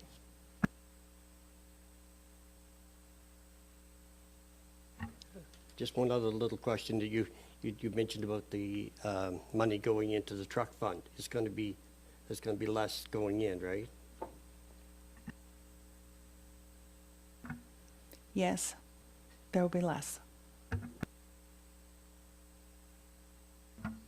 As someone who was a part of some conversations, small scale, in the last term, we had came to that 5 cent with the what does it cost, and it's $148,550 for a cent for like fairness and equitability for our departments. And I'm not in favor of changing the approach. I think we should keep the approach the way that it has been set. That was discussed through Fire Service Committee. I'm not hearing from the 2 members who are on Fire Service Committee that this was talked about there. So I just think for now, it should be the way that it's been set out, and we should leave it, which would be, if I'm understanding Director Vino correctly, would be the 742, 750. Thank you. Is that a motion, Deputy Mayor? Yes. Okay, is there a second to that motion? Councilor Romero seconded the motion. Further debate or discussion? Is it clear what the motion is? Yeah. I think it's clear what the motion is? Okay.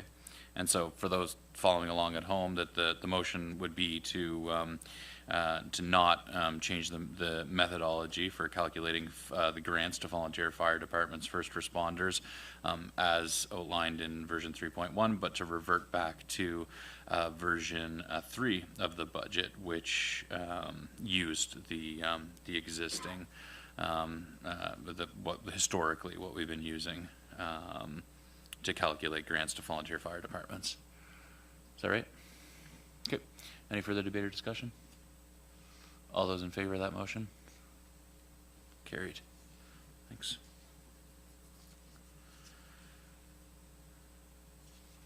Any further questions on the reductions from Director Vino's side of things? Go ahead.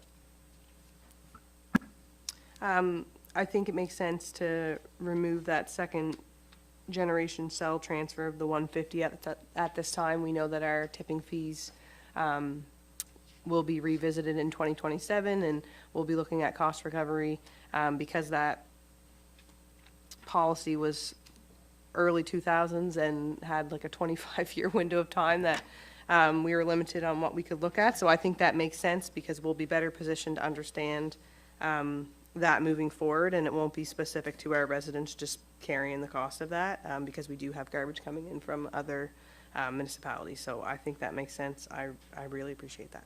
Thank you.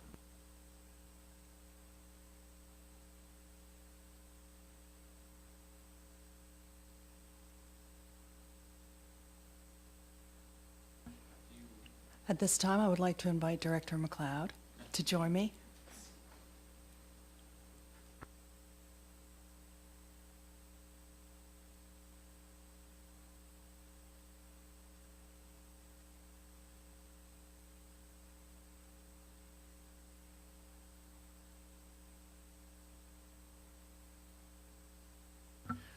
Okay, so I guess just a couple of items that have changed since, or I guess under version 3.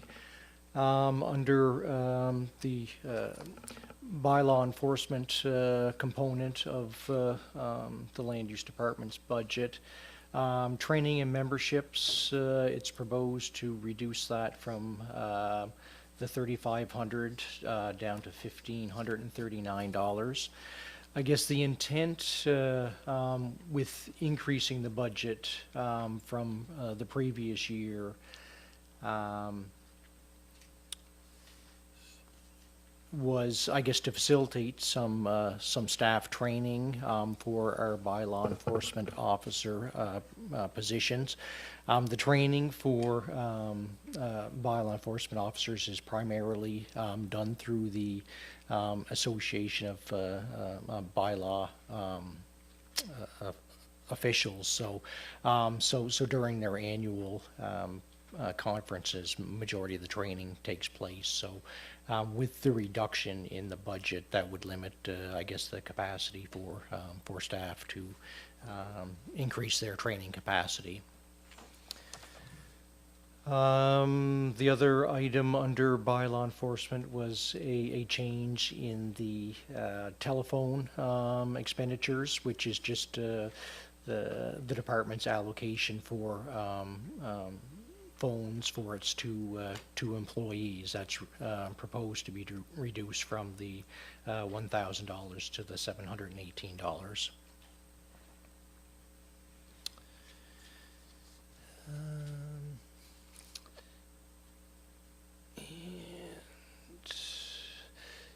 And I guess the other aspect under the planning section, the accessibility projects, that is proposed to be reduced from $80,000 to $12,500.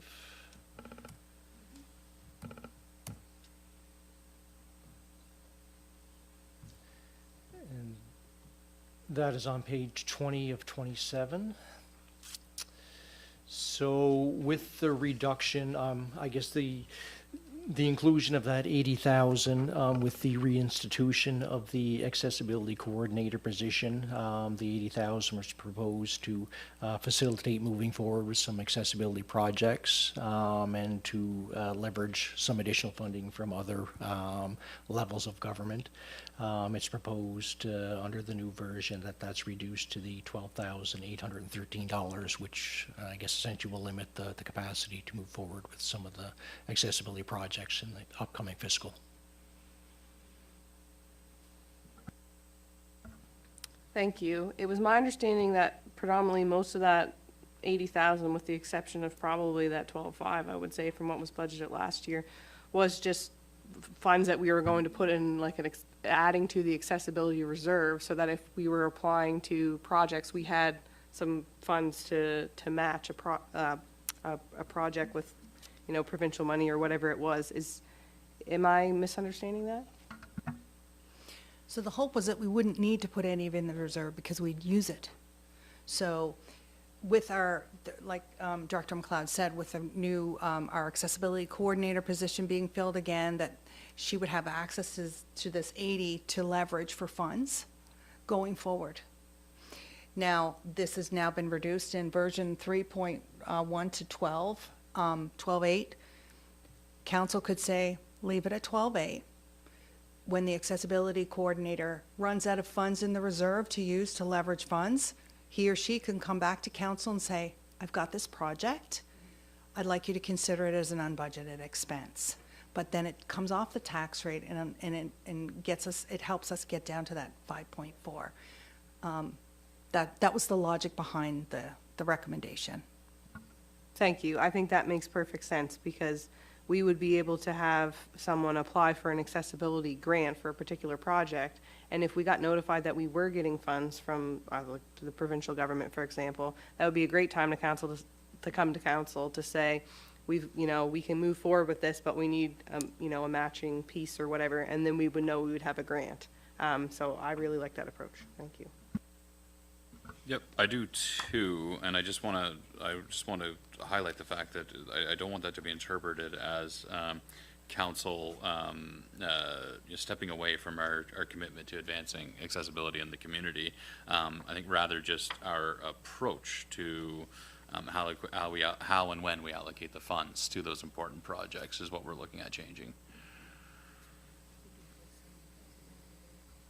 Yeah, and then that's a good point. And Deputy Mayor's also pointed to the fact that we also have we have reserves associated with projects like this. So we could allocate if there is the opportunity where we land on an initiative that would be important to advance accessibility and barrier removal in our community, that there are reserve funds that we could draw from as an unbudgeted expense. Okay. Back to you, Director McLeod.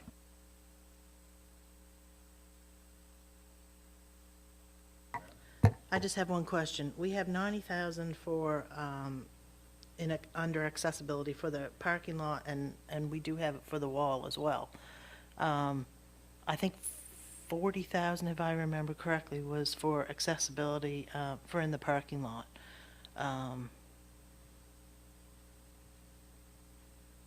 Do you recall what that all entailed?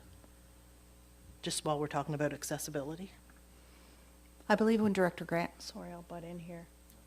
I believe when Director Grant talked about that accessibility with the parking lot, he was talking about Twizzlers or something. I'm not sure. Garrett, can you help? But that initiative is funded from, has been funded, it's still in the budget, so we're still doing it. It's just not funded from the tax rate. It's being funded from, I believe that one's from the surplus. Yes, it was, but I just wanted to ask a couple questions about that. For sure. So the accessibility upgrades at Queen's Place to the parking lot were to provide a walkway behind that first row of parking where there's some vegetation where you kind of cross to go into the main part. So it would turn that all into accessible parking along there with a pathway and a dedicated crossing to get into the facility itself.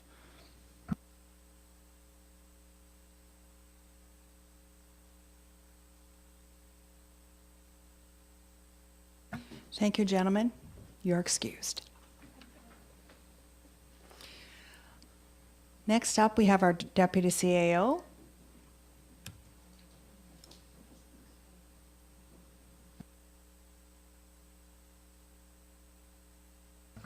Apologies, I know Director McLeod has run away. But I had intended to ask about, and I couldn't follow the page, so I'm not sure where it was, but I thought if I understood it right, there was a decrease associated with bylaw inspection that might impact how our staff get trained. And so I'm just looking for clarification around that. Thank you. So yeah, under the bylaw enforcement line of items, and it was proposed to increase the amount budgeted for that to facilitate additional training through the Atlantic Bylaw Officers Association, which provides the majority of the training for its members. So I guess with the proposed reduction to the $1,539 would limit, I guess, the ability to attend some training opportunities for staff. So I guess in my mind, we have one bylaw officer who is fairly newer to our organization and a vacancy. So I'm just concerned about that, given that, I mean, I know we had a bylaw enforcement officer before who had been with us for a long time, but that's not the case anymore. So I don't think we should nickel and dime our training for bylaw, so I would be in favor of keeping that at the 35 if it's felt like that training is required for those, for that one staff member who is newer to our organization, and whoever we get that will also be very brand new. So I would be making a motion to reinstate that back at the 35 if that's the amount felt that's appropriate. Is there a second to the motion? Seconded by Councillor Carver. Further debate, discussion? Go ahead. Director McLeod, do you feel that the $1,500 that's proposed in version 3.1 compared to the $3,500 that was previous, or is in version 3, or previously, and I guess would have been version 2 as well, I think, do you feel that there will be a significant impact to training of the bylaw enforcement with the 1,500, or do you feel like the needs could be met? Just if maybe you could clarify that. I think the increase to the 3,500, because the association, the Bylaw Officers Association, does that through their annual conferences, that I guess that fee includes I guess the conference fees and on the expenses for them to go away to the annual conference, and thus obtaining the training through their various sessions. Any further debate or discussion on the motion that's on the floor? I'll call the question. All those in favor of the motion? It's carried. With all those opposed, there's one opposed. The motion's carried. One opposed. Okay. Now I think you're good, Director McLeod. Sorry, Mike. All right. Good morning, Mayor and Council. Morning. So under my purview, we've got 5 items specifically that we wanted to bring to Council's attention today in this latest iteration of the budget. The first is that our computer system or IT budget has been reduced from a proposed $410,500 to $315,600.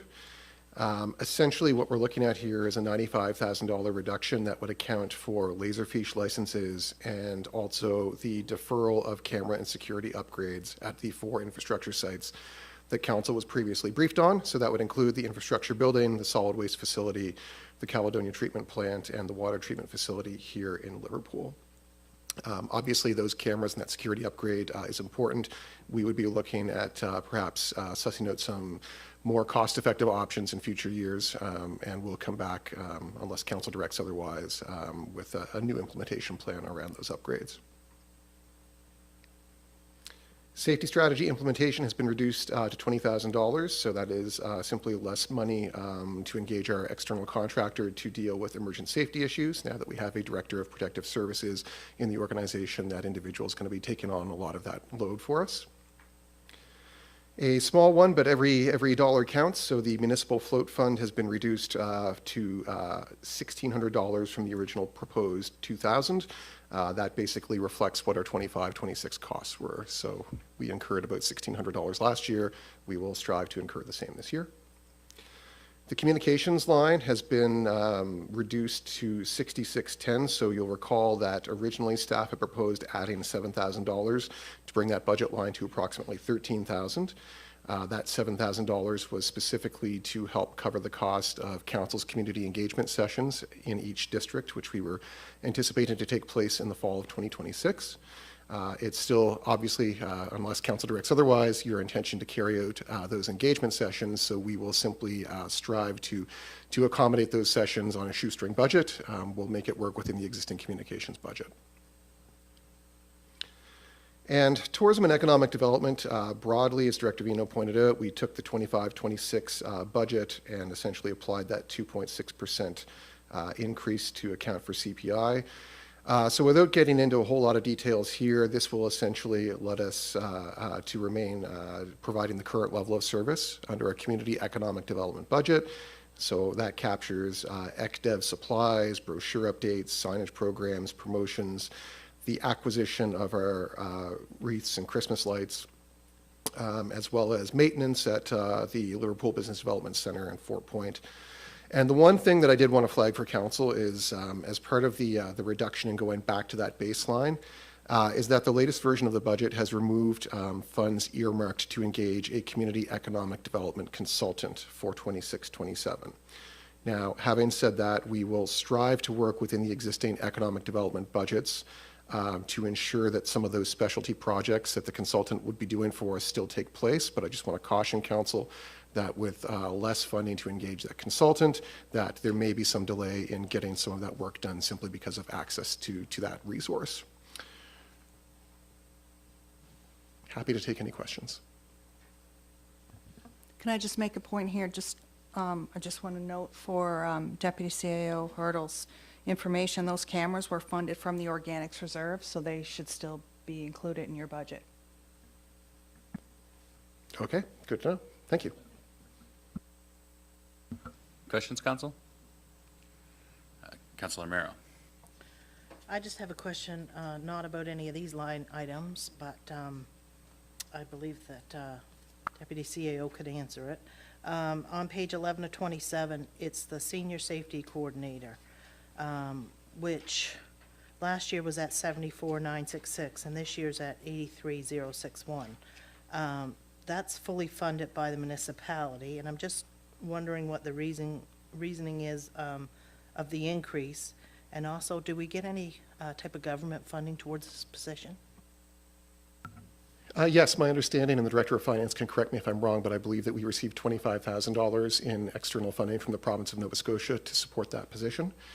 That budget line would contain the salary associated with that position, so the increases that would go along with that, that would be, mandatory with CPI, as well as a request from the Senior Safety Coordinator for $5,000 to support printed materials for engagement with the community.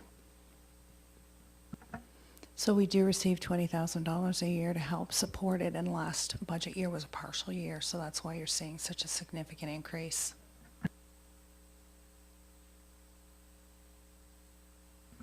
Other questions for our Deputy CAO?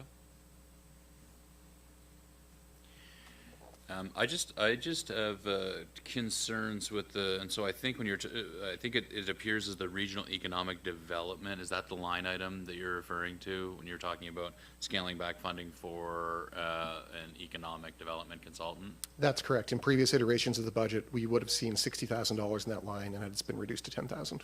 Right. That concerns me because we heard through our community engagement last fall that the highest priority the council should be focused on is economic development and job creation, stimulating economic growth in the community. And so I think that we need to get that strategy from an economic development perspective advanced, and that we come forward with intention and in deliberate way. So I would like to see us, I don't think we're going to need, my expectation wouldn't be that we need an economic development strategy developed and advanced with this level of intensity every single year. And so I'd like to kind of put it in the category that we have the community wellness strategy, which I think is also a top priority from a community engagement perspective. We saw the letters of correspondence that we received from various community-based organizations about the importance of a community wellness strategy. I'd like to see our economic development strategy funded from the surplus, but taken back to the $60,000 level. I'm not sure what other members of council think about that. I'm uncomfortable with reducing that line item down to $10,000 and not being in a position where we're going to see momentum on the economic development file for our community. Can I just ask for some clarification? I just want to make sure that I understand. So it's my understanding that that money was not for a strategy, that was for a consultant to handle some special operating projects that are ongoing with the municipality, not to come in and write a strategy. Is that correct? That's correct. So the strategy is under development now within the current fiscal year. So a portion of that money would be to implement the strategy Right. next year. And there are a number of other projects that that consultant will be working on, including the accommodations levy, exploration of the benefits and reporting back to council on establishing a regional airport authority, additional rental and leasing arrangements for the Liverpool Business Development Center, as well as a recent request to extend the Trans-Canada Trail that we've just received too. Yeah. Yeah. So implementation of the forthcoming strategy, and then advancing some initiatives that are tied to economic development. Deputy Mayor Charlton? Thanks for clarifying that. I think that that work is important, it needs to continue, but I wouldn't feel comfortable funding it from the surplus based off of that explanation. So I Yeah, think right. it makes sense to restore that back, given what had come out of our town halls, and understanding that we're trying to move a lot of those things along. But I think that this particular item would need focus on again in the next budget year, because that may not be warranted next year, and so I don't think we should just assume it's an annual thing. Right. But I think it certainly needs to be there this year, so I'll move to reinstate that at the 60,000. Is there a second to the motion? Seconded by Councilor Carver. Debate or discussion? Members of council who don't think that we should adjust it back to the $60,000 funding level? No? I'll ask the question then. All those in favor? Motion's carried. Any other questions for Deputy CAO Hurdle on the items that he brought forward? No? Thanks very much.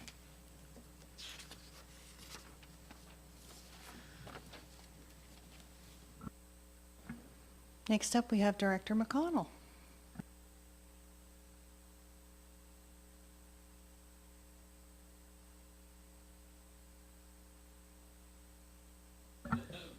I was so close to being able to say top of the morning to you. Good afternoon, Mayor and Council. Happy St. Patrick's Day. May not be fitting for this, but hey. For the diversity program, that was reduced by 10,573. We had initially asked for 25K, and that was to cover the meeting support, community outreach, community initiatives. So it brings it down to 14,427. It would be great if we could go back to the 25K, but understanding what needs to happen, that's where that one's sitting right now. So it's essentially removed the 12,500 for the grants and outreach program. For the staff training, that one has been taken from 50 to, sorry, it's 13, that's right, yeah, 13. That one, personally, I find that one just a little bit concerning. I would like to see, we initially asked for 50 on that one. I would like to see if we could bring that back to about 25. So out of this one, we have all of the first aid training. Sorry, you guys, are you following? That's section 9, sorry, that's section. Oh. Section 9. Sorry, let me start over. Okay.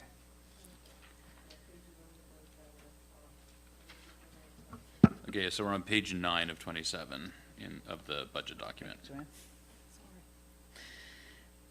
Yeah, so for the staff training portion, that covers all the various levels of first aid that we have to have throughout. That covers the professional development.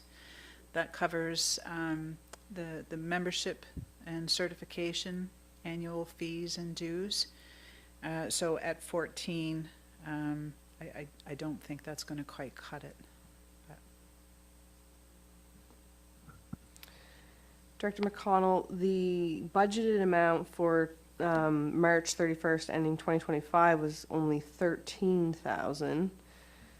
And then it was my understanding that the amount that would have been used for ending 2025, I guess the year-to-date 35, a lot of that I thought had some specific focus around things out of the safety, that the safety consultant had brought forward. So are those ongoing things that are now not being considered? I'm just a little bit confused. Some of the safety training we've already taken care of, for sure. But understanding that we want to really force the culture of safety. If there is any further training that's coming up, I don't have any booked right now, but there will be more coming up through the next fiscal year. That needs to be included in my part of this budget as well. May I just add something to that? So this year we had, as Deputy Mayor Charlton said, we had a significant amount of safety training that was related to our infrastructure department. That has all been budgeted in infrastructure going forward. So when you're looking at this line, you're looking at the first aid training, because that's a general organizational wide thing, but mostly focusing on the training of people in the administration department and the leaders in this, like the director's training. I remember when that budget used to be 25, and then a previous CAO bumped it up to 50 2 years ago because he wanted all the directors to take leadership training, but that never happened. But we ended up using that money to get all our infrastructure staff brought up to date with safety training. And Director Grant and I had a conversation about that at the beginning of the budget process, and also Director Roberts, that their training for their staff, like if it's job-specific training for things that they do, like the aquatics training for the pool and those things, the fall arrest training for infrastructure, that's in the infrastructure budget. So just for clarification, then this reduction wouldn't actually be that bad, because there's training worked in infrastructure, there's training in other departments. I'm just trying to wrap my head around this, because I understand what Director McConnell said, but I feel like you just gave me a little bit of a different perspective. So it doesn't sound like we're like removing something that's very critical. It sounds like we're budgeting based off previous experience, we're taking out that one-off equation, and we're, we have training appropriately through other line items for departments. Is that factual? That's correct. I certainly myself would feel comfortable reducing it to 25 for that reason, that I know that there are other training lines in specific department budgets. I think that gives us the amount that we need now. Now that we have a director of human resources to kind of manage that training, we'll have a better sense, because she'll be keeping on top of it. We'll have a better sense at the end of this fiscal year of whether that is enough or not. But I certainly would feel a lot more comfortable with it being $25,000 a year. I don't think 50 is necessary.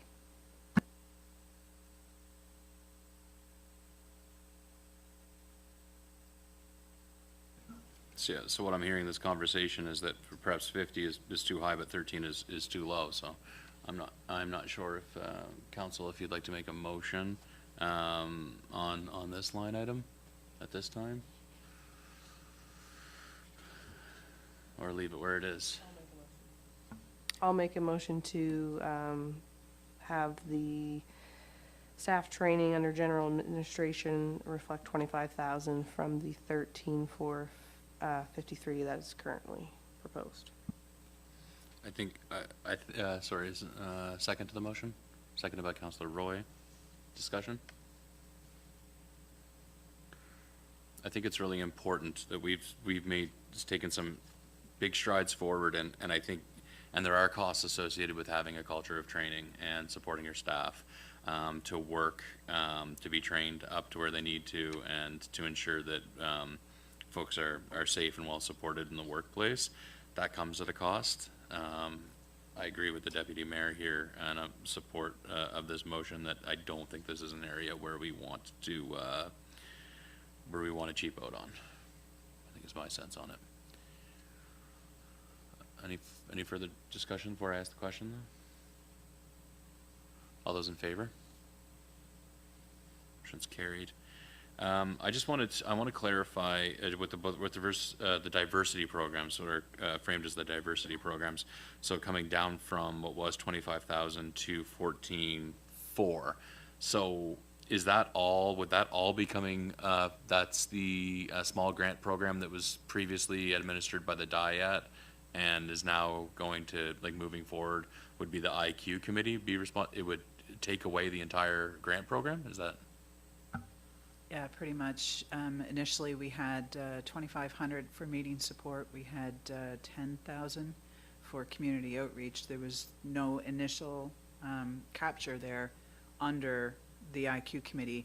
It was more under the accessibility. So when we asked for this for the diversity, that's essentially going to remove that grant piece.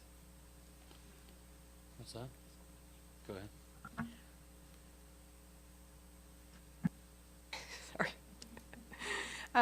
Just wondering on that note though, couldn't our community investment fund, provide opportunities for support with grants that diversity initiatives would be able to still access? I mean, I do realize that we just made some changes to make that even more accessible for community, and so in my mind,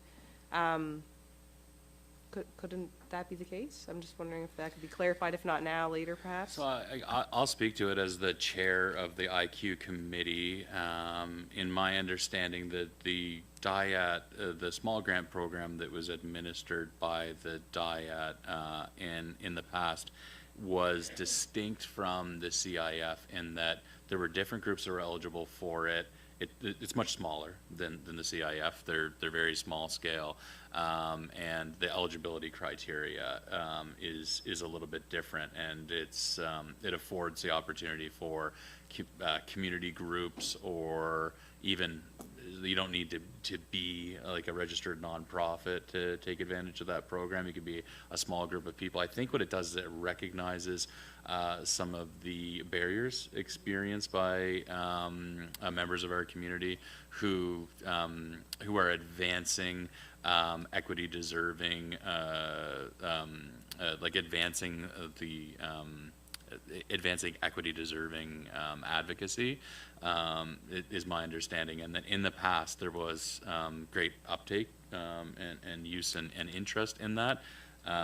As a member of the IQ committee, I think it's really important to have at least some funds available to support that small grant program, because we have a lot of work to do. We know that there is a significant amount of transphobia that persists in the community, discrimination and prejudice against visible minorities, including newcomers to the community. And I know from an economic development perspective too, that we need to foster a welcoming environment in our community in order to attract and retain folks from other cultures. And so I think that it would be appropriate I just think I'm going to advocate strongly that we as a council allocate some funds to the small grant program, realizing the challenges with affordability and that we're having to make tough decisions. I think it would be appropriate to retain at least $10,000 to support the work of the Inclusion Queens Committee.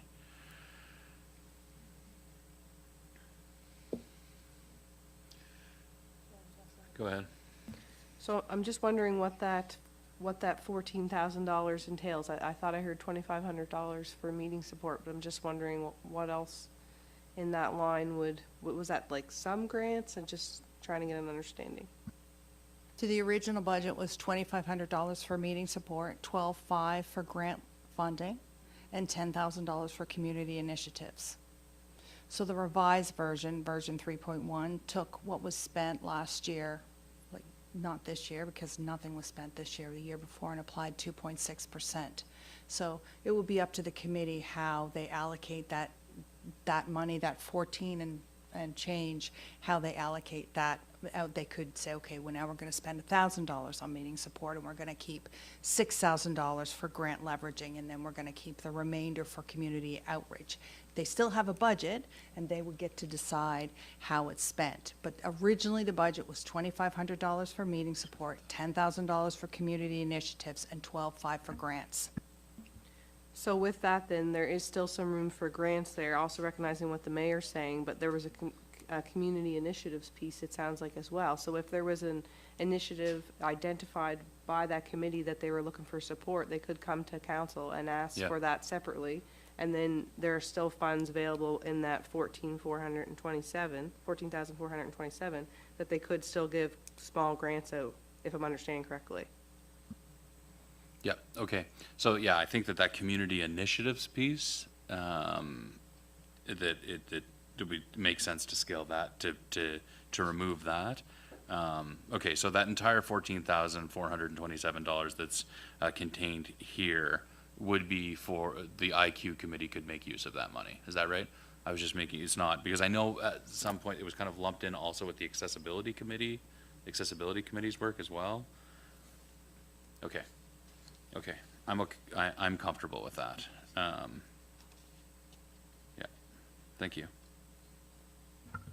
Thank you, everybody.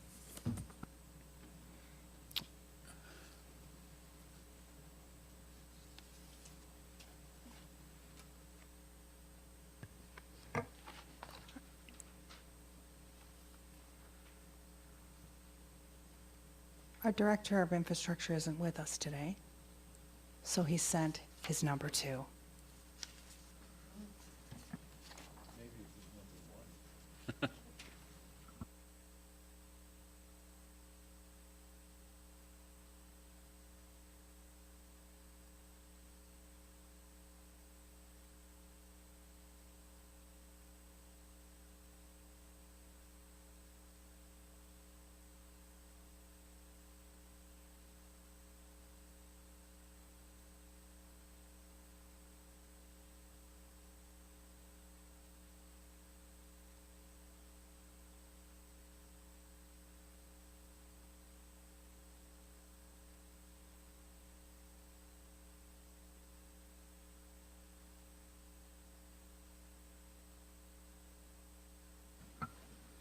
All right, good morning, everyone.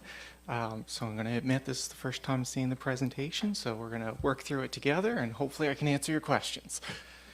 So under transportation, as you can see, common services, including professional development, cleaning supplies, communication services, are staying the same as last year with that increase. Roads, streets reductions do not include the items funded from the reserves, which are outlined. So that included the project on Main Street as well. So some of those traffic things that we were looking to implement, and Beach Meadows Beach as well. That same maintenance line as last year with an increase in 2.6%. Just a note, I have it on the slide, but I wanted you to make to council to be sure you understood. So all of those projects that were discussed at the last meeting, the sidewalk, Main and Mersey, the traffic study, all of those things are still in this budget. So they have not been taken out. They're funded from the reserves or the surplus. I just wanted you to know, because they were good, solid projects. They're still here. We're good.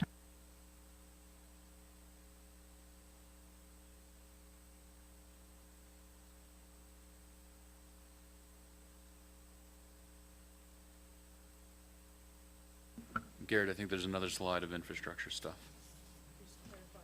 Oh, okay, sorry, Deputy Mayor has a question. So, just so I understand, there's nothing changing under roads and streets.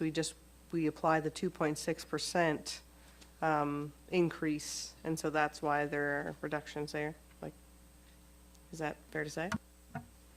So the big projects are still there. So what I did was I went through those lines, took out the big projects, and then applied the 2.6%.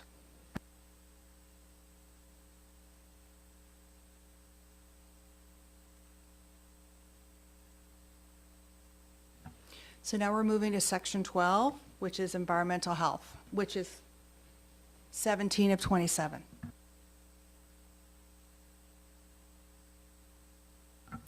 All right.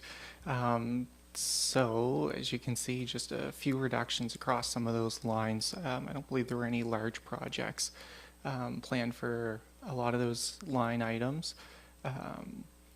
Leachate management reduction, just at the landfill side of things. Gray box and green cart maintenance We removed some signage, so I know last year during budget deliberations, we talked about, getting those sites maybe a bit more on track and some uniform signage, so that's been removed as part of that. I will note, one of the notes I have here from Director Grant is that there are no increases for those gray box, so no upgrades, no new sites and things like that. I believe last week you discussed as part of the solid waste collection tender that gray box maintenance will be handled by the collector GEs. So there, if there is a new site that comes up or that we want to change, there's an increase of about $10,000 for each one of those sites if we decide to do that at any point through the year.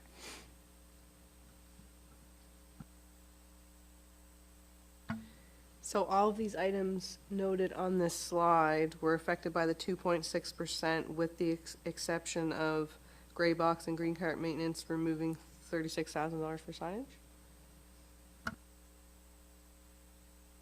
Yes, that's correct.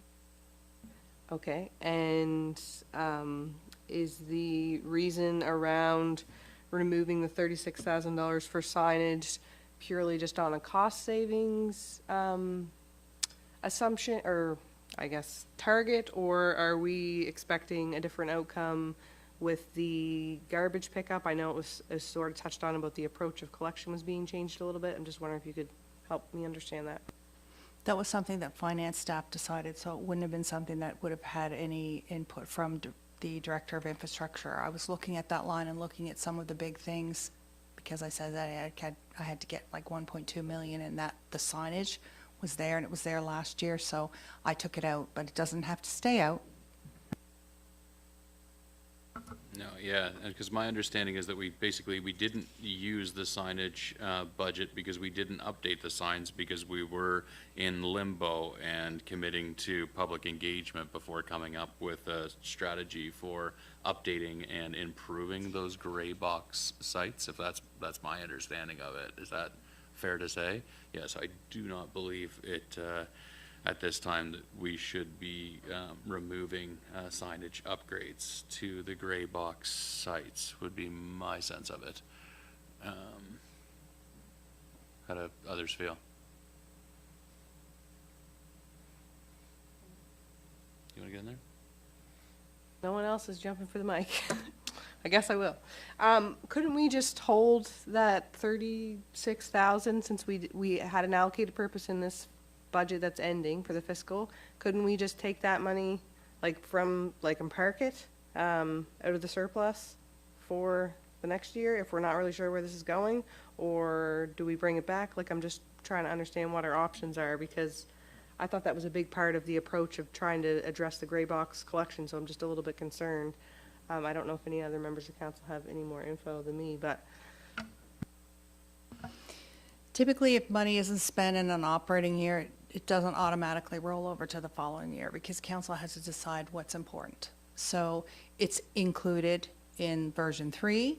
Staff took it out in version 3.1. Council has a choice. You can vote to put it back in, or when staff get to the point where they're ready to move on the signage, they can come back to you and say, okay, we're ready to move on the signage. The public engagement has occurred. We have a plan. This is it.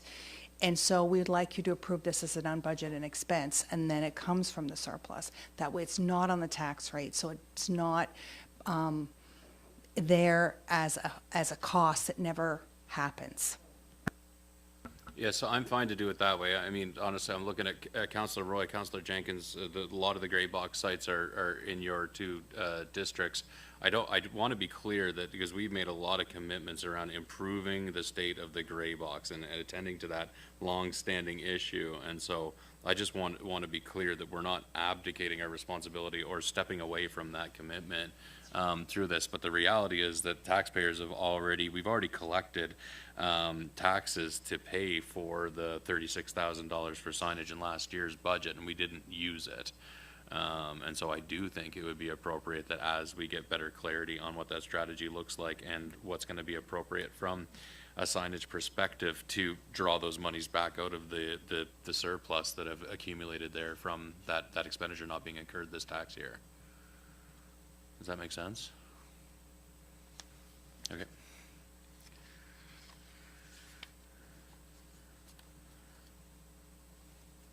Thank you, Mr. Chetwin.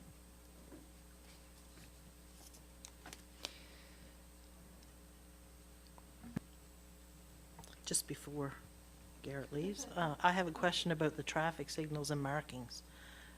It was reduced from the V3 to the V3.1 in that budget, but can you tell me what that entails?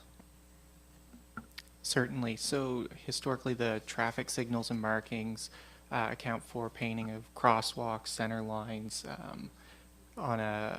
Center lines get painted on an annual basis. Crosswalks we typically try to get done twice a year, just because they fade a bit more, as well as maintenance to the traffic signals on Milton Road. So whether that's pedestrian push buttons, realigning a light that we have to bring contractors in. So those traffic, that line item covers those expenses, which are annual expenses. So I see there is an increase, so do you have specific projects that you have planned for this year that was not included in last year's amount? Some of those District 13 expenses are in there. Yep, they're in there, so they're paid for by the District 13 reserve. The ones that we talked about at the last meeting, I can't remember them all off the top of my head, but there were traffic signals in there, and so they weren't taken out. There's still a cost, but you'll see them as part of the area rate. They're not broken out, but there's a calculation behind the scenes that includes all of those in our area rate balancing. Yeah, what I recall is for that line specifically, like the $90,000 traffic study that was being funded from the District 13 reserve, that was grouped in there. Some pedestrian flashing lights were grouped in there. Those speed districts the signs came out, which is the difference, some of that difference there, but those were all included in there. So not all of that is affecting the operating tax rate because some of it is being funded from the District 13 reserve.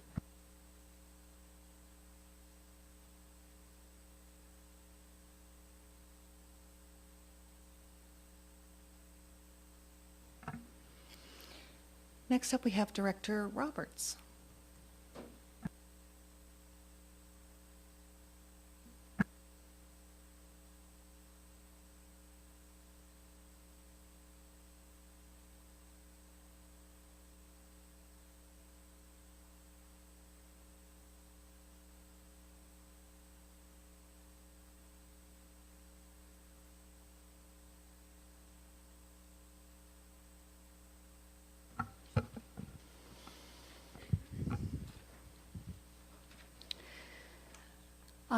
So as Joanne had noted, a lot of the reductions in our budget went back to the previous year, plus our 2.6% where we were able to do that. So 22, 27.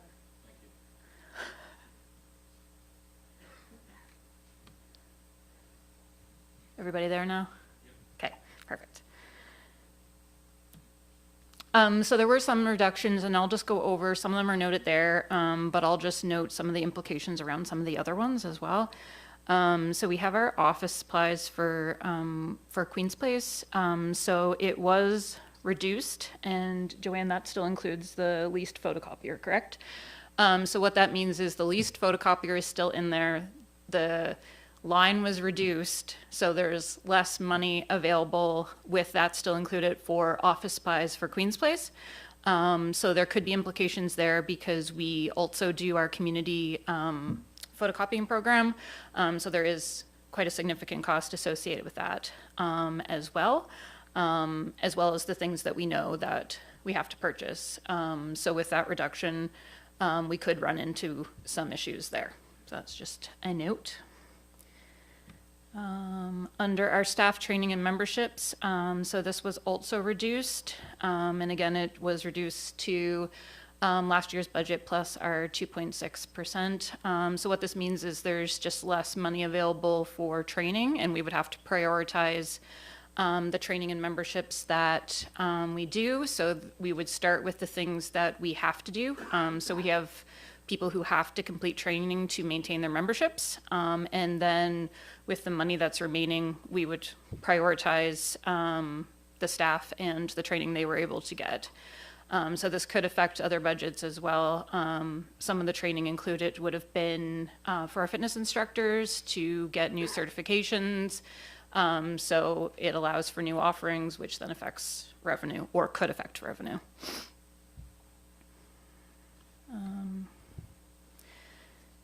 For our facility building maintenance line, that one was significantly reduced. And so what is included there now, and Joanne, correct me if I'm wrong, it's the historical 140,000 and then the 90,000 that's for the parking lot and the wall.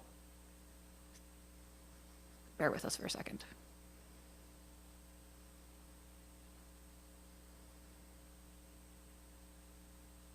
Maybe while you're doing that, I think Deputy Mayor has a question. Thanks. I'm just wondering, your comment about the staff's training, not having enough budget, that will affect some of the things. It was my understanding, based off previous discussions here, that the increase to staff training was around the proposed new positions to Queen's Place. And since those have come out, or at least currently, or some of them have come out in previous proposals of the budget, and I recognize that there's been further additions here, but it was my understanding that that number was tied to new staff and it wasn't going to affect current. So I'm just wondering what changed there, or if I'm misunderstanding. Some of the increase was tied to new staff. Some of it was tied to the training that staff would like to complete this upcoming year. So the training that was tied to the facility and program manager, that was taken out last budget version. If custodians stay out, we did have some in there that can come out for the next budget reiteration. But the rest of the increase was for the training specific to what staff would like to complete this upcoming year.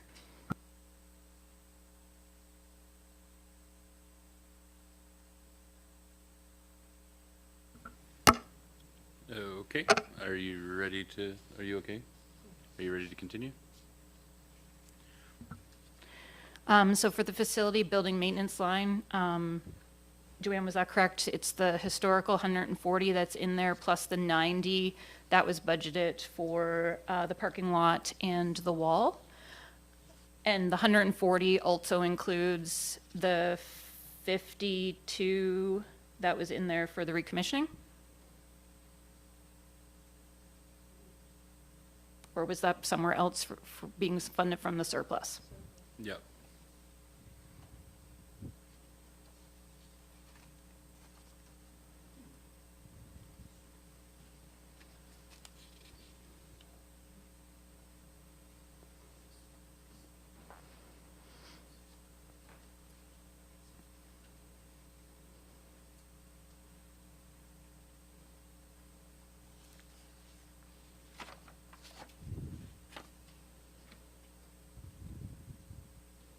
Well, she's figuring that out. We can keep going and circle back to that. Sure. I just have another question. Go ahead. Just a comment earlier about office supplies and maybe there being an impact there. So I'm just looking at what was budgeted previously. And then in version 3, it was budgeted, proposed to be 9,500, and now we're at the 6,566. I'm just wondering what is the cost of leasing a photocopier?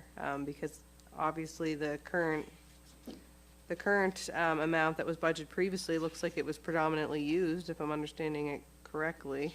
And so, like, are we getting a steal of a deal here on a photocopier, or are we just being a little unreasonable? I'm just trying to understand. I don't think we're getting a steal of a deal.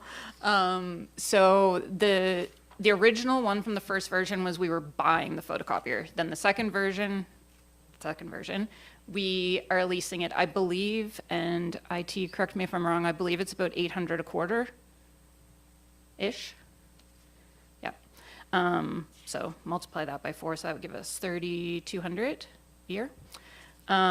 So with that, basically half of our historical, because that's what it is right now, it's basically at our historical amount that we spend at Queen's Place. So half of that will be allocated to leasing that new photocopier under this version.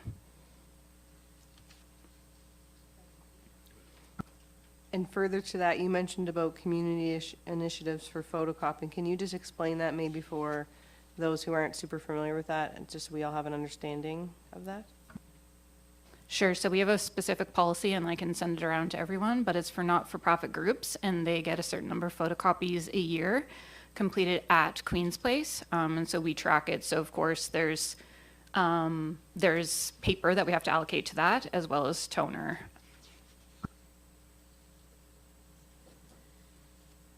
Great. Thank you.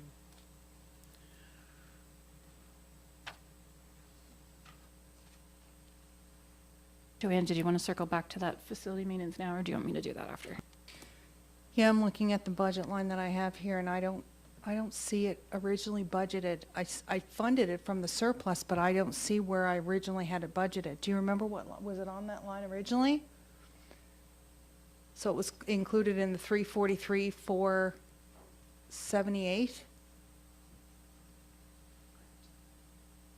Then I need to add that back in, because I don't see it here. So I have to add that back in. To the facility building maintenance line?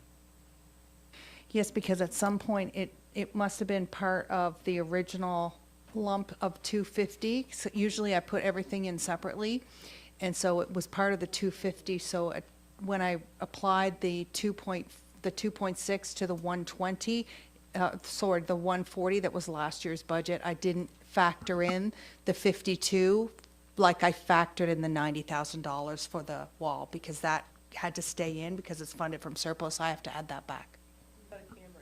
Okay, yeah, camera has quit on us. Hopefully we're still, can still hear us. Oh. Okay, I think that we're still on the audio is still streaming and recording. Okay, so we're good to Yep, continue? Okay. yeah. When we go down to concessions, equipment, and supplies, also under Queen's Place, so that went back to our original from last year plus the 2.6. So what this means that it is, if there is maintenance or something that breaks that we need to repair, that there's just less money that will be available in that budget line to go towards that. Now, of course, when we redo our agreement with the Kiwanis, you know, you're welcome to direct us to put in that they share that cost of anything that breaks or we have to replace, but that's a council decision. Just know that there's just a little bit less there in the case that something breaks, which you don't always know when that's going to happen. Can I ask a question?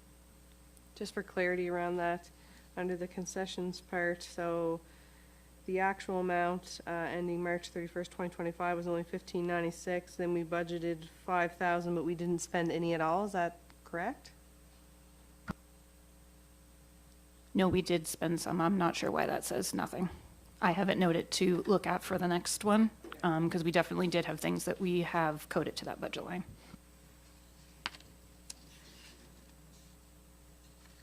Okay. The next one under fitness center, so we have our original budget plus the 2.6, which is what you see in your current version. So we had included the installation of TRX system in our fitness studio. We can still accomplish that. What it'll mean, though, is we'll have to prioritize replacement of other equipment in the gym in order to accomplish everything.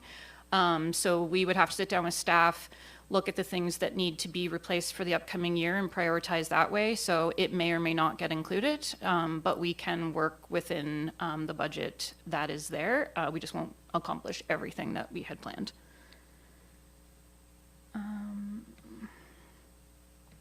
If we go to general operations, that one again was reduced to the historical plus the 2.6. So under that one, that would take out, we had budgeted cleaning supplies under our budget line, assuming that we were going to have the custodians. So that it would be okay with what's in there as long as the custodians aren't in the Queen's Place budget. If they were, we would have to add back in money for cleaning supplies. Replacement of the floor scrubber, None of the workstations for the lobby furniture are in there anymore, or the replacement or purchase of a fridge or freezer for our staff room.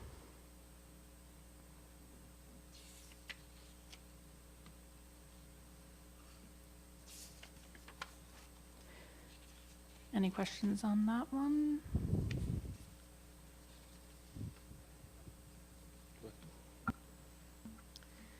Just backing up to the training for the staff, so you said there was some new training that the staff wanted to do. Would those be for like new fitness programs that would come into a facility? Could you just elaborate on that? It could be for new programs or services, not necessarily specific to group classes. Some of them are group classes they'd like to do. Some are training that our personal trainers would like to do in order to reach out to different groups of people. Some of it is for our operators to complete job-specific training that would help them do their job better. Thank you. I don't think it makes sense to scale that training back for the same conversations that we had earlier. Also on that note, I'm just wondering, because I was asked, when were our fees for rec last looked at, or how often are they looked at? Like for things for personal training, gym memberships, and so on. Just wondering if you could share and feel about that. It's usually every 2 years that we do a scan of rates in other places. My intention moving forward is I think we need to do one, probably not just for us at Queen's Place, but for everybody, and to determine like a fee schedule that is approved. So we did include under this budget small increases. Last year would have been the second year. I was not here during the budget, so it didn't get included last year. So there are small increases to our fitness center and to our ice rental rates.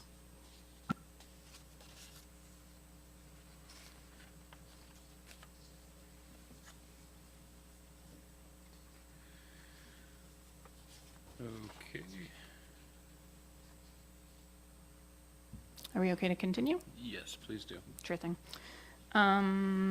If we go under recreation to our community grants and programs, what is in this current version of the budget under our community grants and programs for North Queens Active Living for their request is reduced.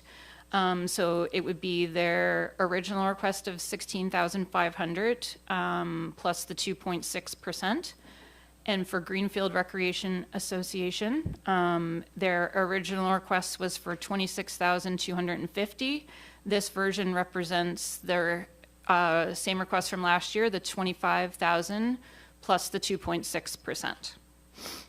And both had asked for a higher increase for cost of living.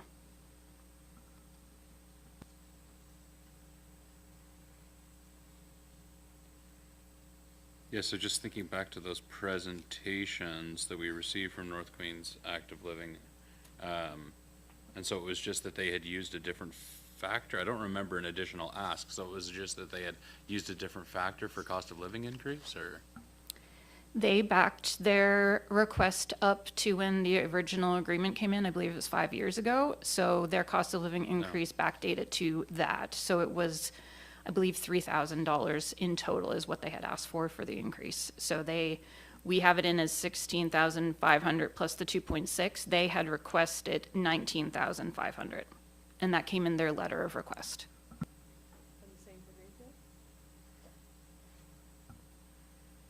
And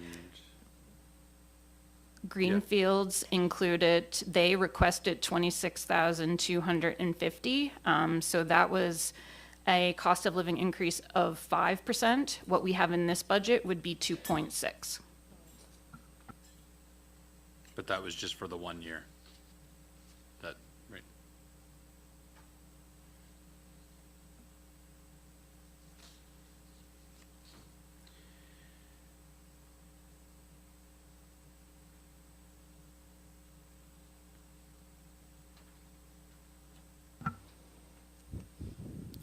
Any questions on that one? I would just, no questions. I have a comment, though. I think that it's, the North Queens Active Living, that it hasn't been adjusted for that length of time, that probably that the $19,500 is probably inappropriate ask for the role, and the support that position provides. So I think it would make sense for the North Queens Active Living to revert back to the 19.5.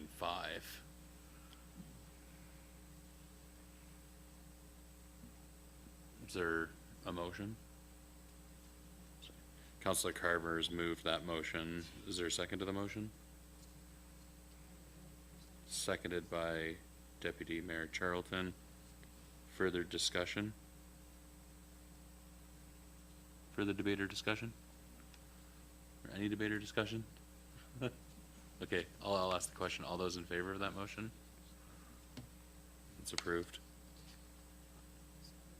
Go ahead. Happy with that. I think that the Greenfield Recreation position, that was something we added in last year's budget, so I think it makes sense to add the 2.6%, so I'm comfy with that. Yeah. Okay, carry on. Director Roberts. So then if we go to recreation, the telephone line, so that budget was reduced. Included there was cell phone bills for myself, the physical activity coordinator, and the recreation and aquatics programmer. So what is currently there would only be for mine. So that would mean that those other two positions, we have budgeted under IT for purchase of phones for them.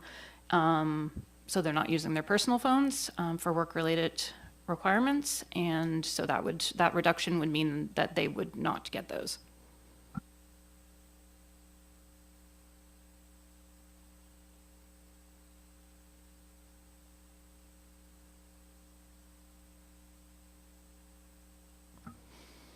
For the last two lines, I'm just going to ask Garrett if he'll come up because they affect both of us.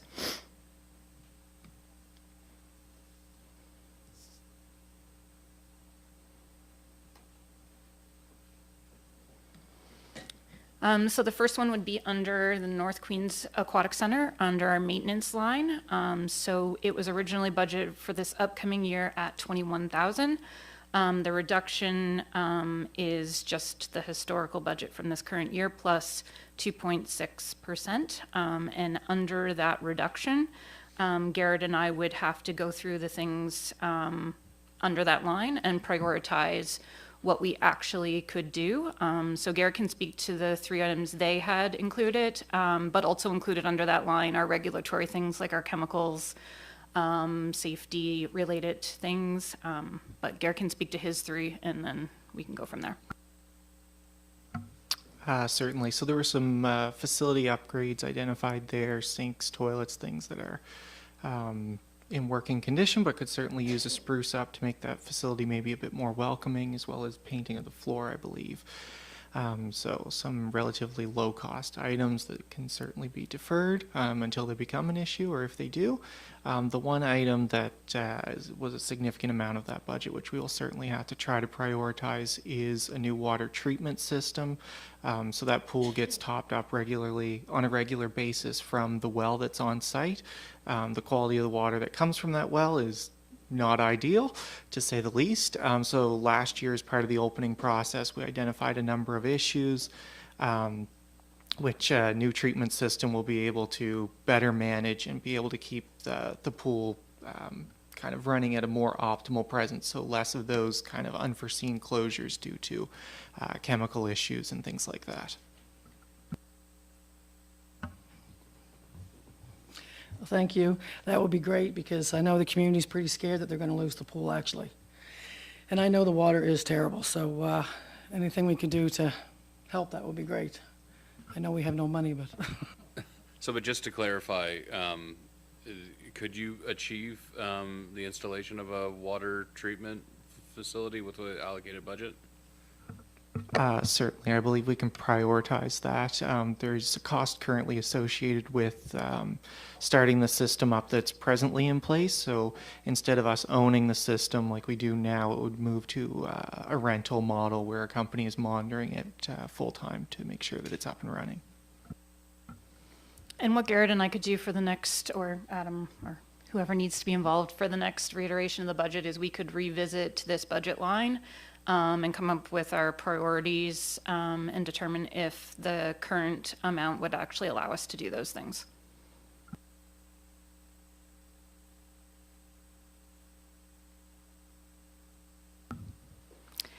So the last one we are going to speak to is the removal of the custodians, the 3 full-time positions from specific to Queen's Place, which also would have provided support to cleaning at the new pool.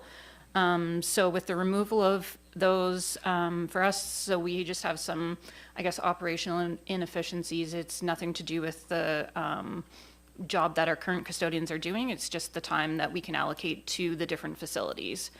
And so if they're removed from Queen's Place, that means that it falls back on our current custodial staffing.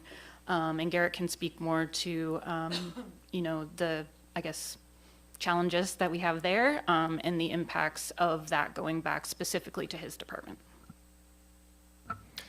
All right. So it's been, I think last year was our first full year having custodians in-house on staff as a large team taking care of our facilities. So obviously there have been a number of operational things that we've learned. Through the course of that, you know, using some historical data, we were able to kind of come up as 3 is the optimal number for our custodial staff. Along the way, part of that budgeting process was that 20 hours a week would be allocated for Queen's Place, which aligned historically with the service received there. To date, our custodians are spending about 60 hours a week there, which is significantly more than the hours allotted, which doesn't allow them to necessarily get to all the other facilities and do as thorough of a job as anticipated. Of course, with the pool coming into effect, that will add further strain to those already stretched resources. So it will require us on our end to step back and evaluate where we need to best deploy those resources to meet our occupational health and safety concerns. So as part of the workplace, we're obligated to maintain clean washroom facilities and kind of communal areas where eating takes place, so such as staff rooms, and then kind of work outward from there. So it could see other staff picking up some of the duties to maintain common spaces.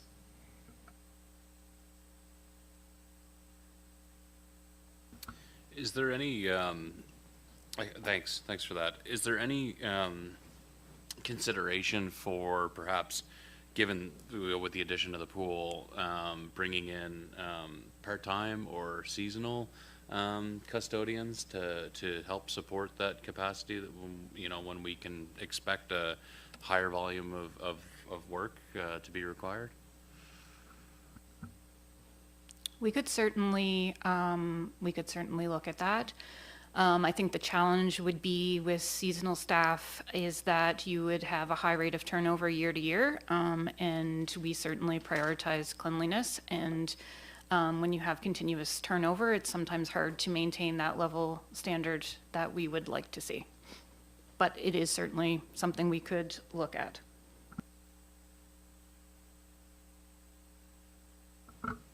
Further comments or questions on those items, Council, at this time? Go ahead, Deputy Mayor. I would be in favor of some consideration for part-time custodians around the pool uptake. Then I think if we can see how that looks like for the first year, then we'd be better positioned to see how we need to plan for the future. Did have concerns about 3 full-time custodians just coming right off the hop, but recognizing that we do have to provide cleanliness in our facilities. I just had a question. I know it was stated before about the play coordinator position. I thought that was tied to a Canada Summer Jobs grant.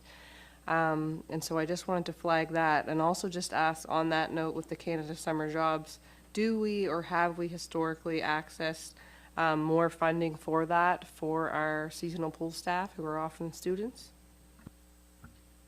I apply every year. And sometimes we get them, sometimes we don't. We haven't received confirmation. I did apply for positions for this upcoming year, but we don't include it in budget simply because we don't know that it's going to happen. But I did apply. When would you expect to know if we were successful getting those?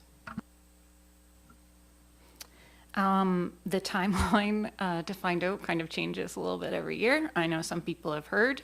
And so normally it would be in April, sometimes early, sometimes late. It's never, never consistent, just because of the amount of applications, obviously, that they have. But I would anticipate April. We aren't ever given a timeline. Any other questions, comments, motions with respect to what's been presented on the budget for recreation? I just have a comment if I can. Just to go back to the custodians, while the seasonal custodians to support the pool would certainly, I guess, alleviate that concern, I don't think the removal of it, like the 3 we had budgeted for Queen's Place for the remaining of the year, we still have operational concerns and challenges that we would face. And with increased use of the facility, which is certainly what we would like to see happen, we can't meet currently with our staffing levels the level of cleanliness that people have come to expect from Queen's Place. And especially recently with the increased activity, that's certainly been one of the biggest concerns we've gotten from our user groups and our members.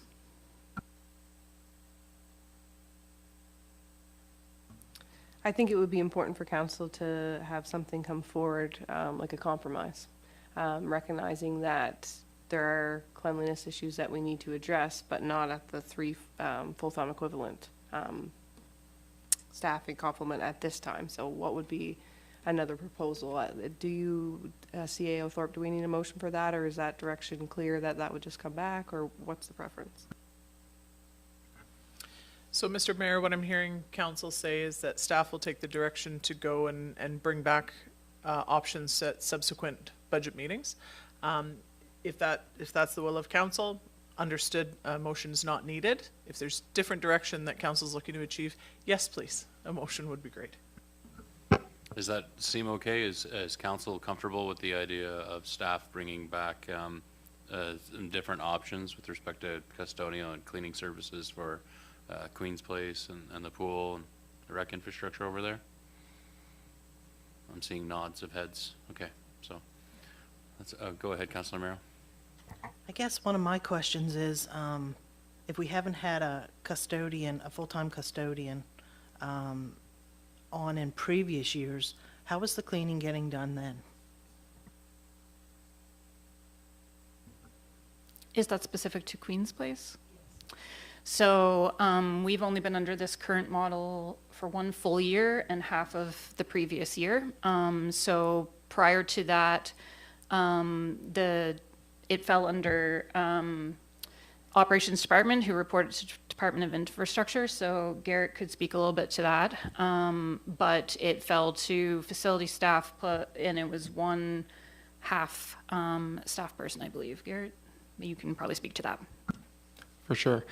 So when we changed to our most current custodial model, which seen facilities within the Department of Infrastructure, landfill, things like that, actually receiving regular custodial service, the half a position from Queen's Place joined that group of 3 custodians that fall under our department.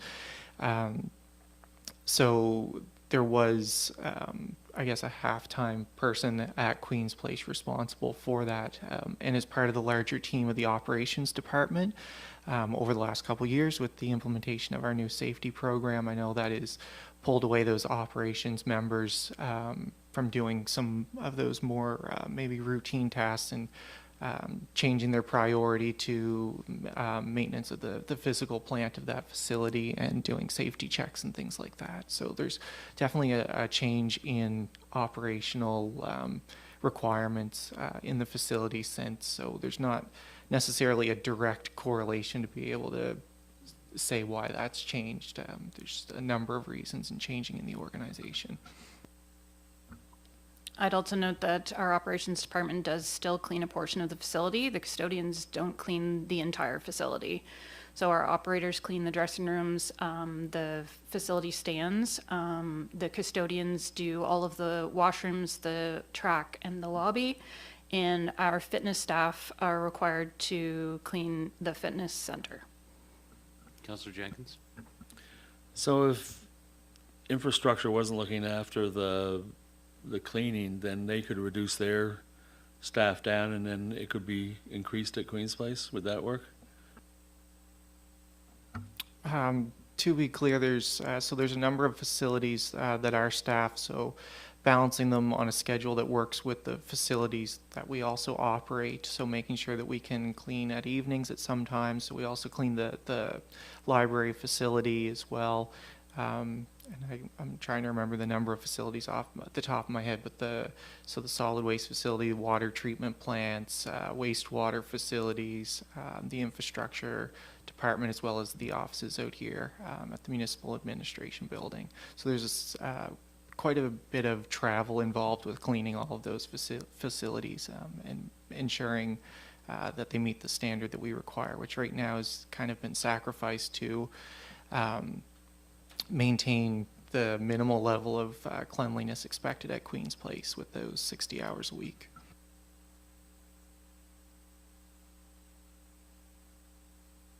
And a note that if we did have them custodians specific to Queen's Place, they could help with things other than just cleaning.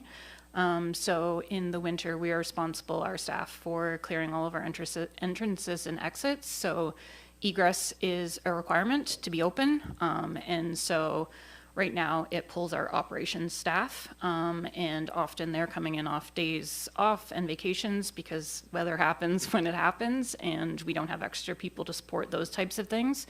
They could also help with facility maintenance and other things that our staff do as time allows, and sometimes it takes years for time to allow some things. So they could certainly help support those other things, just as a note.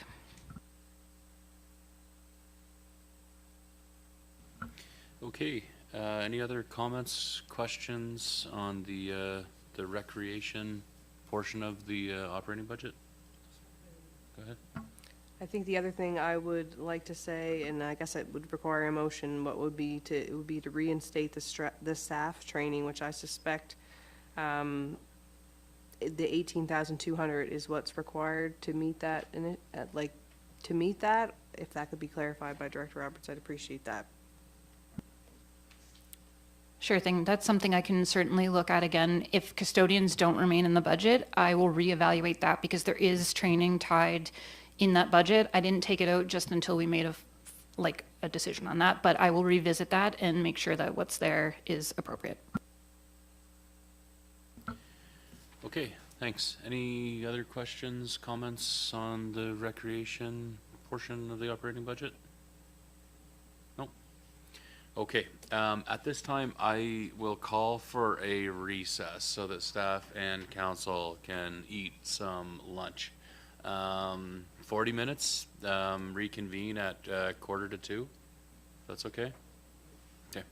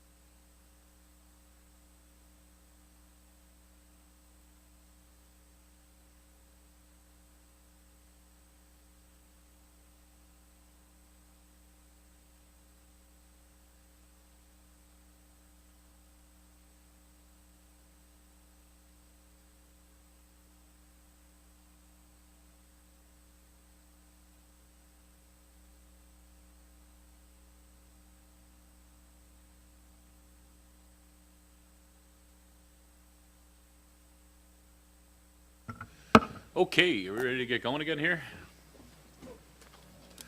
So the last item that we have on the agenda is the 2026-2027 water utility budget, introduction of the water utility budget. But I suggest, prior to looking at the water utility budget, that I just want to provide the opportunity for members of council to provide feedback or direction on the operational budget discussion. Excuse me, Mr. Mayor? Yes? We're not actually finished the operational budget portion. Perfect.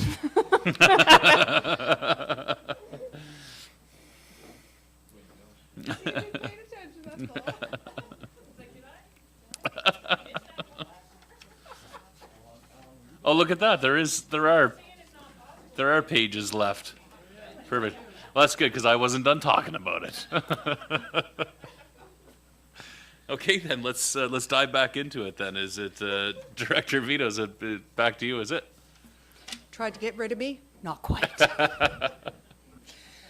So, just to recap, reconciliation report in your binder. It has two parts. The first page has a summary here in color, and the second page has the changes that were from last report by item, and then the last part was my 3 to 3.1. Okay, so everyone have that? It's the reconciliation report. The reconciliation report right here. It's immediately after the detailed budget in the package. Okay. So page 66 and 119, if you're following in the PDF. Page 66 of 119 in the PDF. So I just wanted to recap all the hard work that's been done. So previous version 2 to version 3, so that was something that we discussed at the March 10th meeting. So there was a $262,000 reduction in the deficit, which decreased the tax rate another 1.8 cents down, and V3 to V3.1 has now removed another 1.2, which got us to 10.4 cent reduction from version 2. So we're looking at version 2 from 3.1. Now, none of this includes anything that you, as council, directed staff to add back, because clearly I'm good, but I'm not quite that good. So now we're just going to look at the tax rates and implication for property owners. Staff revisited these slides based on the changes that were asked for by council at last meeting. So districts 1 to 12. So we've got the residential, so we've got the 5 cents, and they also have the 1 cent. The 1 cent is because we have $250,000 in J-Class Road in our current operating budget, V3.1, yes. Now that has not been approved yet by the government. We just put that in there as a placeholder. And so in terms of what changes people are going to see on their bills, so we changed the annual increase in tax bill based only on the capped increase of 2.6%. So at a $100,000 value of a property, you're going to pay another $28 based on the increase of 2.6%. And then if you have that 5 cent tax increase, that's going to bring it to $89. So that assumes that the cap is 2.6. Some people will have less, some people have more if you've sold your house or just recently purchased it. So the annual bill increase includes, so the last column includes both the 2.6% and the tax rate. So what I'm saying with this slide is if you are living in districts 1 to 12 and you're under a cap, your house is valued at $100,000, without any tax increase, you're going to see a $28 increase in your bill, but with a 5 cent tax rate, you're going to see $89 in your bill. So I redid those slides to make it a little bit easier. So thank you for that, Deputy Mayor Tarleton. The commercial, we have the same rate increase with commercial. We've got the 5 cent on the base rate and then the $1 for roads. And the commercial seasonal, we don't have any commercial seasonal in District 13, so it's just 1 to 12. That's, I think, 60% of the base rates. The resource has the 5 cent and the 1 cent increase. So next we go to District 13. So District 13 has the 5 cent And remember, we brought those area rates down to last year's level, funded those things from the District 13 reserve and the amount of that surplus that you agreed to bring into that reserve. So we've got the 4.81%, and so that's the 5 cents, but overall, there's a 2.78% because there's no increase in any of those area rates for residential customers in residential property owners in District 13. And so in terms of what happens to my tax bill, if you have a $100,000 house, you're going to see a $47 increase on your tax bill. That's including all your area rates, so that's why it's not the same as District 1 to 12. And then your annual bill is going to go up $98. Okay, so this is what people will see based on averages for your bill with the 5-cent tax increase that's included in version 3.1. The commercial's the same 5 cents, and the resource is the same 5 cents. So the hydrant rate is going up 35% because we have that extra $18,000 that we have to add on this year that was awarded to us by the NSRAB during our rate study. So there's a 3-cent change in the hydrant rates, and there are residents in more than District 13 that pay the hydrant rates. The last report that I provided to you in your package is the reserve activity report. So what I've done is I've added those things that we funded from reserve in the last March 10th meeting to your report and updated it for you. I put them in purple. I didn't take out the other ones in purple, so all the purples are the news. So any of the projects that are funded in that reserve can be taken out. Just because I have them in the reserve doesn't mean you have to approve them. It means that there's no effect on the tax rate right now because they're in the operational budget to get done, but they're funded from something other than the tax rate. They're funded from either one of the reserves that you picked or the surplus. So does everybody have any questions about that? I'm here all week. Awesome.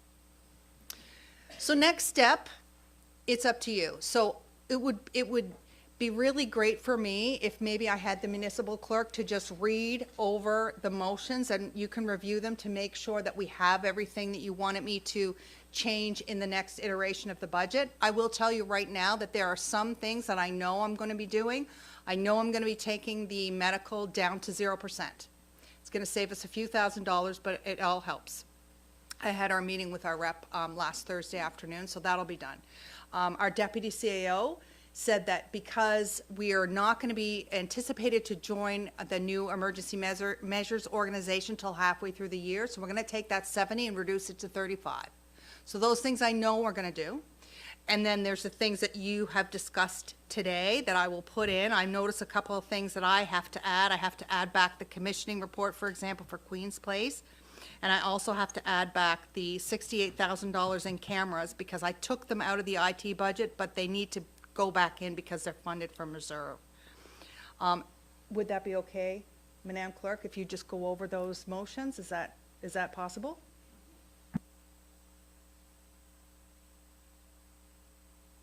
Go ahead, Madam Clerk. Okay, so we're removing SCM. We're adding one body to NSFM Fall Conference.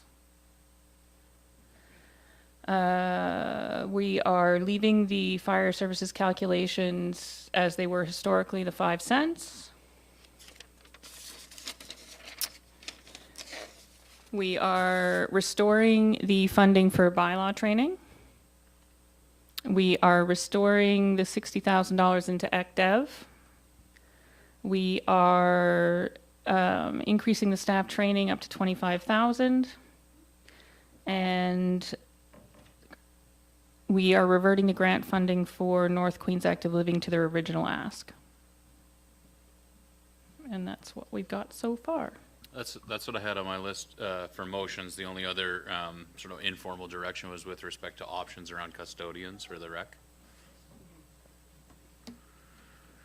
I think and did anybody hear anything that, or is there anything not included on that list? Okay, so just a few other ones that I think that make sense for us to look at today. And thanks very much, because I had Remo on my list and was going to propose reducing it by 50%. So way to go, Pat. Thank you for that. One item I wanted to talk about was the J-class road. So we have $250,000 allocated to that budget. That's cost sharing with the province. They have $1 million allocated to that for the entire province. There's no world in which we're going to get $250K out of the province for J-class roads. So I would suggest that we reduce that down to, I think, best case scenario, we get $100,000 from the province. That would be 10% of the entire provincial budget for J-class roads from the province. Go ahead. Just wondering if Director Vino would have the number that we would have contributed last when we were awarded J-Class Road submission from the province. We didn't have any in this fiscal year, but the year before, we put $50,000 in the budget, and we ended up paying $150,000 because the cost kept going up. So, and we had to come back to council to get those approved. So, this year, like I said, there was nothing, but last year was 150, because it's a cost share at 50-50. Right. And I just would like to say, in terms of, if your intent with removing the 250 is to decrease the tax rate, what you're going to decrease is the roads and streets area rate for District 1 to 12, not the overall tax rate. Right. Yeah. So just, I guess further to that, it would reduce, it could take the roads section that Director Vino had just shown for districts 1 through 12, which I think was 2 cents, maybe it goes to 1 cent or something. I don't know what the math is. I'm not going to say that I do. But I think that this would be the same thing when we funded some things out of the District 13 reserve. It kept the area rates at the amounts that were last year instead of increases on top of a potential increase to the base tax. So what council could do is wait until we get our letter from the minister that's saying you're approved or not, and the CAO will get that letter, and bring that letter to council and say, okay, we've been approved, we'll take the 250 out. We've been approved for these roads at this cost, and let council make the decision then. How do we feel about that? Go ahead, Deputy Mayor. Oh, go ahead, Councillor Jenkins. I think we should have some line item there. I don't want to be going back later and trying to decide what reserves we're taking out of or surpluses. Even if it's a line item that allows 100,000, I think would be, at least it gives us something to start instead of starting from zero and trying to get the money. The thing that you have to be careful of when you're doing things like this is that when you change to putting it in the operating budget, which is funded by the ratepayers in District 1 to 12, from, oh, it's an unbudgeted expense, we're going to fund it from the accumulated surplus. Right. Everyone funds it. Right. Right? So if your intent is for everyone to fund it, then perhaps it should be funded from the surplus when you get when you have the letter. If we keep 100 in, that's also not a problem. We can certainly do that. And any overage, you would have to direct it to be funded from the surplus, because at that point, the tax bills will be out. Good. So where this only impacts the road section under districts 1 through 12, recognizing that we have a few other things to discuss and we don't know where we're going to land on what the impact tax rate is, but am I understanding correctly, if it's left in there, the 250 for J-class roads, that it's not increasing the road section of that? Like, it was, I think, a dollar, if I'm remembering the slide correctly, $1.04 for the base and 2 cents for the roads. So would that stay the same? Like, if we leave that 250 in there, does that stay the same? Yeah, so you leave the 250 in, let's just say, for example, let's work our way through the process. So council puts in 250, districts 1 to 12 fund the 250. We don't get approved for any roads, but district 1 to 12 has paid the 250. for their taxes.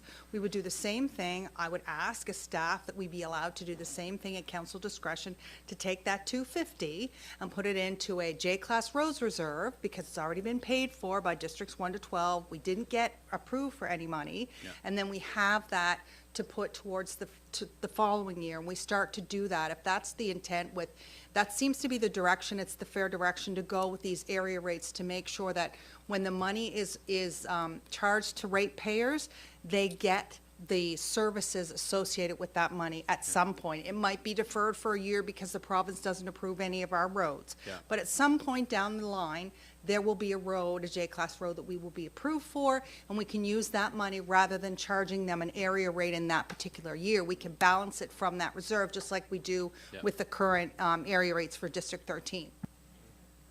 I like that, yeah.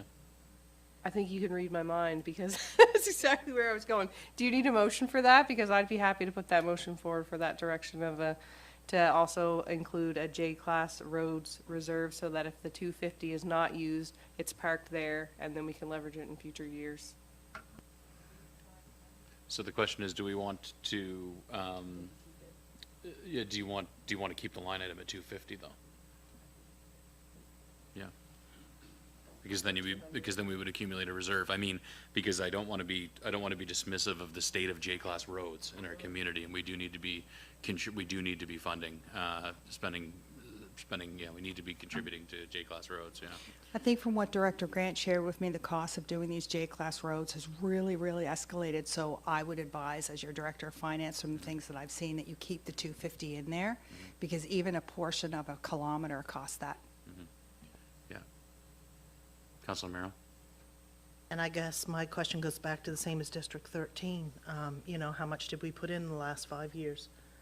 That, you know, same situation, actually. Yep. You know, how much did districts 1 to 12 put in the last 5 years that went back to the surplus? Right.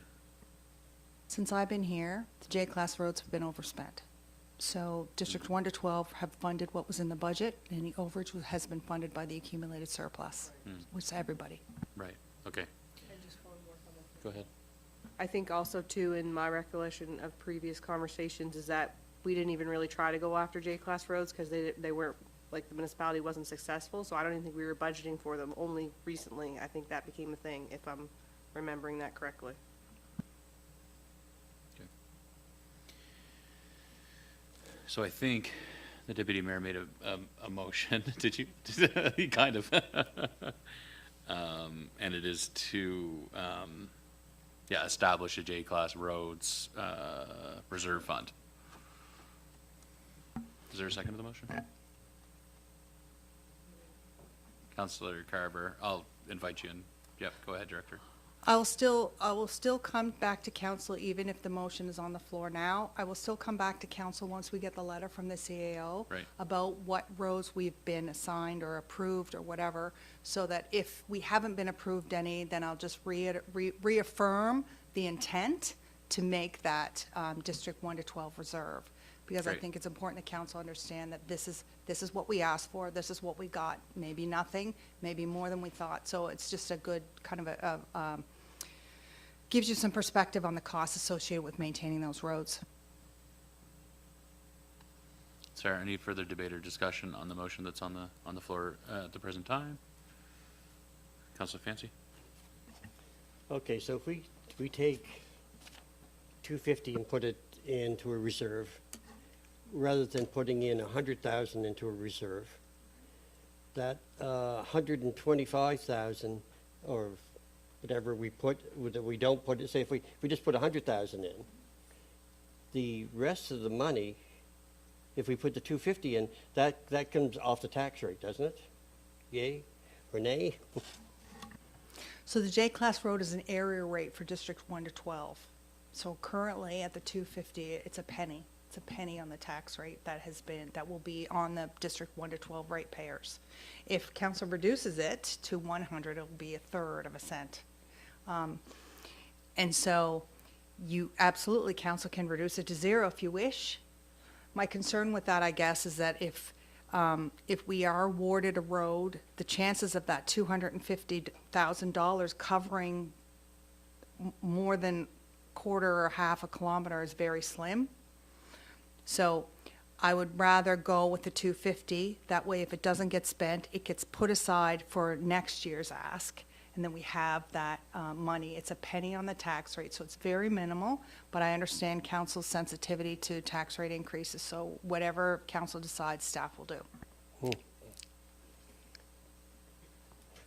Yeah, so the thought of it is that I know what we had put up before, and most of the sections we had were like a 0.2, because we didn't say like we wanted to do a road or anything. We're going to go 0.2 sections. So more than likely, if we ever got anything, we might get one piece, rather than because the last couple of years we've been denied. So it's just putting another cent on the tax rate on the hopeful that we can use it, rather than not paying the tax rate and lowering the tax rate by a cent.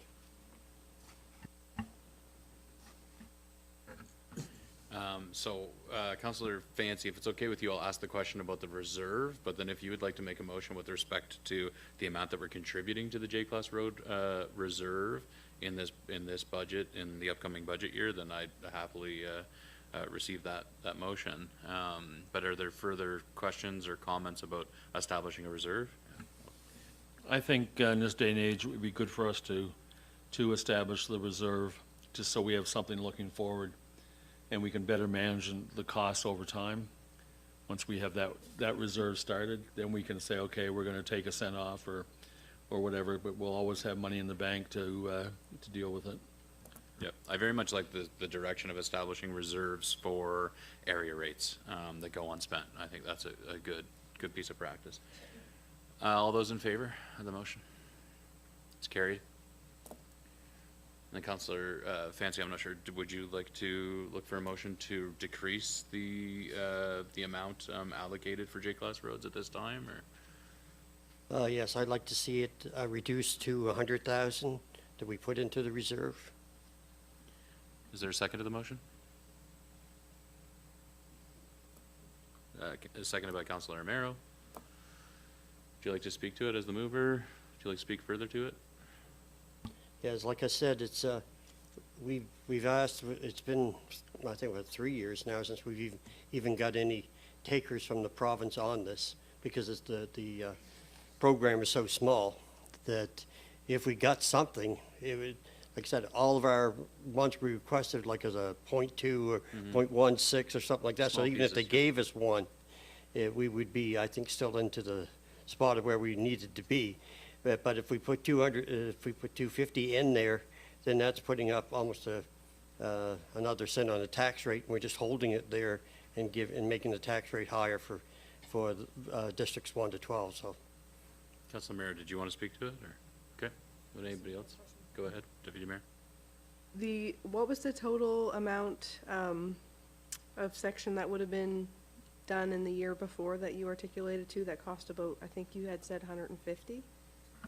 It was $150,000, but I couldn't tell you how many portions of a kilometer. Garrett, do you remember? No. Yeah. Sorry, if Director Grant was here, he'd know it right off the top of his head, but I'm not as smart as him, so I don't. That's okay, and I'm just wondering, maybe Councillor Fancy recalls this, but would that have been Oliver Street in Milton? Would have been our last J-Class road segment, or no? no, I know the last one we did, one of them we did up on School Street. We did a portion up there. School Street, yeah. Yeah, so the one before that, they were always saying that if we were to take the program, we had to do a street. So then we asked if we could do just portions to try to get some of the others. I don't know if there was something else. I know, no, I think it was only School Street. I think it's the only one that got a portion of it. Any further debate or discussion at this time before I ask the question? Go ahead. My worry is that with $100,000, it's not enough. It's just what we had to do. The extra we had to do last time was well more than $100,000. So I think it's a little bit low for what we want to do, especially if we want to start a reserve for future use. Is there a different number you'd be comfortable with, or I think you had said that you'd like to see it maintained at 250? I think starting out, I mean, it's a penny, but I'd like to see it remain at 250. Then it gives us room to maneuver next year and years after. Anyone else? Go ahead, Deputy Mayor. I'm just thinking if we haven't really exceeded more than $150,000 in our cost before, then maybe that's the sweet spot. Because, I'm not sure, but, I mean, there's no, the problem is that there needs to be way more funds allocated at the provincial level for this, because municipalities can't take on all these costs. So in my mind, like, if we're putting $150,000 away, and then we don't get awarded anything for J-class roads, when it rolls around again next year for budget, are we gonna then allocate another 150 to that reserve, knowing full well that we didn't get anything? Like, I guess I'm just trying to understand what the intent is, and I'm not sure. One thing I can tell you is that when I was doing the budget, I spoke to Director Grant, and said, what do you think we need to have in there? And he had information. I don't have it. I can't check my email because my computer's that. But he said $250,000 was the absolute bare minimum, and he, because the costs have escalated so much since we paid $150,000, that was 2 years ago. He said we might get half a kilometer done for that, and that's cost sharing at 50%. So I guess that was where I got the 250 from. It wasn't, I asked the experts what the bare minimum would be. And I understand your concern about, we're gonna tax people for the 250 and put it in reserve, then do we tax them again? No. If we don't get any, it goes in, and then the following year, the 27-28 year, we don't budget any because we know we have that money in the reserve. If we have updated costs, and council has asked for increased kilometers, then and only then you may want to add more to the 250. But at least then you've got the 250 in a reserve, it's earning interest, it's put away for a rainy day when we do get that opportunity to spend it. My concern with going less than 250 is that the cost of doing roads does not go up by the CPI. It's, when I talked to Director Grant, casually one day, it was like the cost was going up 15 to 30% a year, and there's too many variables in there because if you want to do paving this year with the cost of oil right now, we'd be looking at probably a 40 or 50% increase. So there's too many variables in there. I think we need a chunk of money that gives us a good place to start and will allow us to weather some of the crazy increases if we happen to be doing it during a year that the price of fuel is going up every week. So that's my concern, is just underestimating what those increases are, because they're definitely more than the cost of CPI. Anyone else? All those in favor? So the motion, as I understand it, is to adjust the $250,000 down to $100,000 for this year for contributions to J-class roads. All those in favor? And those opposed? This motion's defeated. Just a couple other things. I think we got to talk about police. We have, so I know we received a report, or presentation, we received a recommendation from the Police Advisory Board to include 2 additional officers, plainclothes officers, for consideration in this year's budget. So I think we should consider it and debate it discuss it as a council. Obviously, it's a big price tag. $450,000 for 2 additional officers is a big increased expenditure for our organization. How do members of council feel on this one? I'll recognize Councillor Carver. I think that's on, yeah. I think we should go with 1. 1 is better than none, so maybe next year we can do another one, so I say 1. Okay. Councillor Jenkins? My basic concern with going with any, honestly, I was 100% for getting 2 until reading about the review that the province is doing and on policing and whatnot. We could be shooting ourselves in the foot by getting 1, and then we have provincial changes that come into effect, and since we've already hired one, we might be left out on funding and whatnot. There's too many moving parts right now for me to support adding any police officers right now. And so just in speaking to what was just mentioned by Councillor Jenkins there are changes coming to policing standards, policing costing models, policing operations, and approach to policing in the province following the mass casualty inquiry and then recommendations that the DOJ has brought forward. I had the opportunity, along with our CAO, to meet virtually with the Minister of the Department of Justice, and at that time I tried to obtain some clarity on costs and on timelines when we would get a better sense of that. And at that time, no clarity was provided about what the expectations are for that.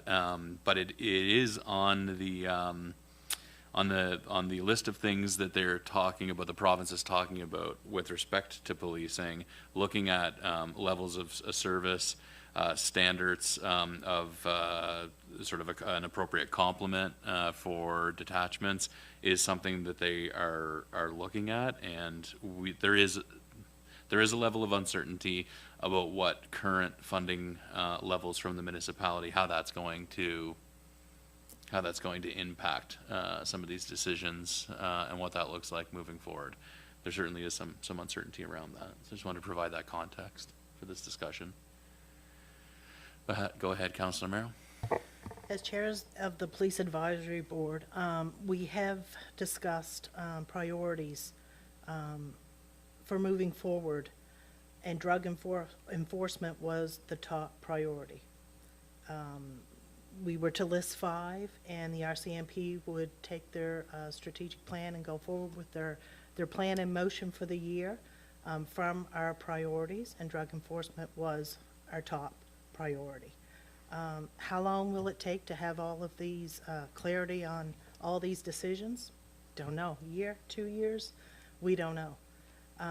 So to base our decision on what the government will put forth, we don't know how many years that'll be. That's true. So I'd just like to mention that. Thank you. So what's your perspective, though? So I know, like, I'd like to hear your perspective on where you think we should land on the budget, just given that you do sit at that table. You are the chair of the Police Advisory Board. Yeah. My opinion, we should have 2. I think we need to be, proactive instead of reactive. And it also is like a domino effect. If we do not look after our drug problems, and we do have problems here, some people think we don't, but we do, it just leads to other incidents like, robberies, multiple Yeah. multiple problems. Yeah. So, if we cannot do 2, I would be in favor of 1, but where it is our top priority, I think definitely we need to have at least 1, at least. And then maybe we see how we get for the year, how we make out, but, I don't think we should dismiss this at all and not have any extra officers. Thank you, Councillor. On the drug issues, something I'm working with and came out of time that I spent in Lethbridge and working with the the Canadian Centre for Substance Use and Addictions, is there's a potential for an opportunity to work with the federal government, with Health Canada, on a wastewater monitoring system where we could sample our wastewater and determine the level of toxicity and the extent of different substances that are being consumed, at least for people who are peeing in our sewers, and might be able to get a better sense of the extent of the problem and the nature of the problem and the level of toxicity that exists within the illicit drugs supply. But I appreciate what you're saying. I will note, and I know that our detachment, our staff sergeant, who provided, who spoke to council, provided a presentation last week. he said, you know, one would be good, two would be great. I will note that a lot of the adjacent municipalities have one. That there's a bunch of detachment areas that have one and not two, and so clearly there is some advantage to having one, and it doesn't completely mitigate. Because I know that when I asked the question, well, do you need two or can one help? And he said, you know, well, a lot of without getting into the details of their investigative or policing techniques, oftentimes they need more than one body. But I know too that they can pull from regional resources, and that he himself is a very experienced drug investigator, and so there are options for us to explore there. What do other members of council think, or is there a motion? Or go ahead, Deputy Mayor. Thank you. I also sit on the Police Advisory Board, so I've been privy to some of these conversations. Not discrediting the need by any means. I think we do need it. There is a need here. My concern is if the municipality adds 2 police officers and the review takes place, and I'm not up to speed on all of the details around the policing standard model, but our previous staff sergeant had said there would be a review, and it was supposed to be done for this year, 2026, about the general duty police officers. Do we have enough? Do we not? Which ties to how much funding the province ponies up. So I'm just concerned that if we add two officers and this review happens, and it said there was a need for 2 additional officers, if the municipality already committed to that, that we won't receive any funding. And I don't know the complexities of the funding, and I don't know if Director Vino can speak to that or not. But it's my understanding, based off of previous conversations, the RCMP model is a cost share model between the municipality and the province. And so if we decide to add a police officer, whether it's 1 or 2, without that need communicated from the province to say that yes, the need is there, we're not getting any increased funding from them. So this cost will be 100% on us, whether it's 1 police officer or 2. Could you clarify that? Well, I can clarify a little bit, just that the challenge is that the what has been used for police costing and that model right now, the province is looking at redesigning that whole approach.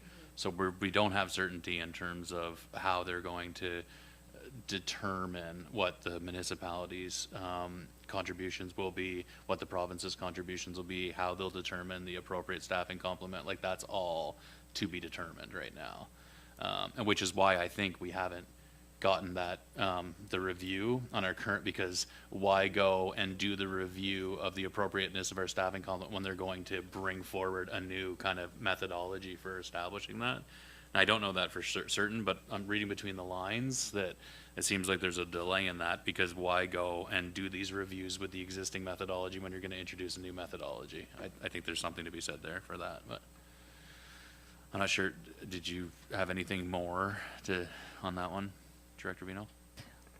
Usually that's done at the CAO level, so I haven't really had any kind of exposure, but from what I understand from previous CAOs is that Region of Queens, we is part of a group of municipalities that partner with the province to provide policing services. So the cost share is part of that agreement. And yes, these extra officers would be outside of that agreement, so we as a Region of Queens would be responsible for all of the funding associated with these additional 2 officers. I'm not sure about length of agreement or whatever. I'm sure we could look at our towards our advisor, maybe our municipal advisor, to see when the agreements expire. But I can't really tell you anything, because I know everything that Mayor Christian says makes absolute sense, but you never know what's coming down the road and what the province will decide in terms of, will they include those 2 if we pay for them, or will they say, well, we're already going to pay for them, so let's just keep them doing that. But however they treat us as a municipal unit, they'll have to treat all the municipal units the same, I would think. So it's kind of, you have to get a bit of a crystal ball out, but I can't really tell you any more than that. Okay, and I think from my perspective, that we know that there are problems of substances, addictions, and mental health in the community. Now, you can't police away those issues, but policing is one mechanism of having an effective response. We also know that there are communities adjacent to us and flanking us on both sides that have more visible drug problems than we do. And so I don't think we can't be laissez-faire about it, but I also feel like we just can't afford the $450,000 for 2 new police officers. I wish we could, but from my perspective, we just can't afford it. Go ahead, Councilor Merrill. I guess another challenge that was brought to us too is if a general duty officer Yeah. is on a file related to drug investigation or another major crime, it reduces our general duty officers out and about. Yeah. They can't be out in the community because They they're can't be working. two places. That's right. So, yeah, so that, you have to take that into consideration as well. I mean, we're the only community in Southwest Nova that does not at least have one. Mm-hmm. Yeah. So I think we ought to have one, but what's the will of council? Is there a motion? Would you like to discuss it further? Councilor Merrill? I would like to make the motion that we have one, at least, street crime unit, I guess they are, yeah. Yeah. And so it would change the budget line from 450 to 225, right? Seconded by Deputy Mayor Charlton. Further debate or discussion? All those in favor? Motion's carried. Also had Queens County Transit on the list, so I think it's listed, it's currently in the budget 3.1 at 70, is that right, Director Vino? Pardon? 70? But the ask that came during the presentation today is for 85 in total. What do you think, council?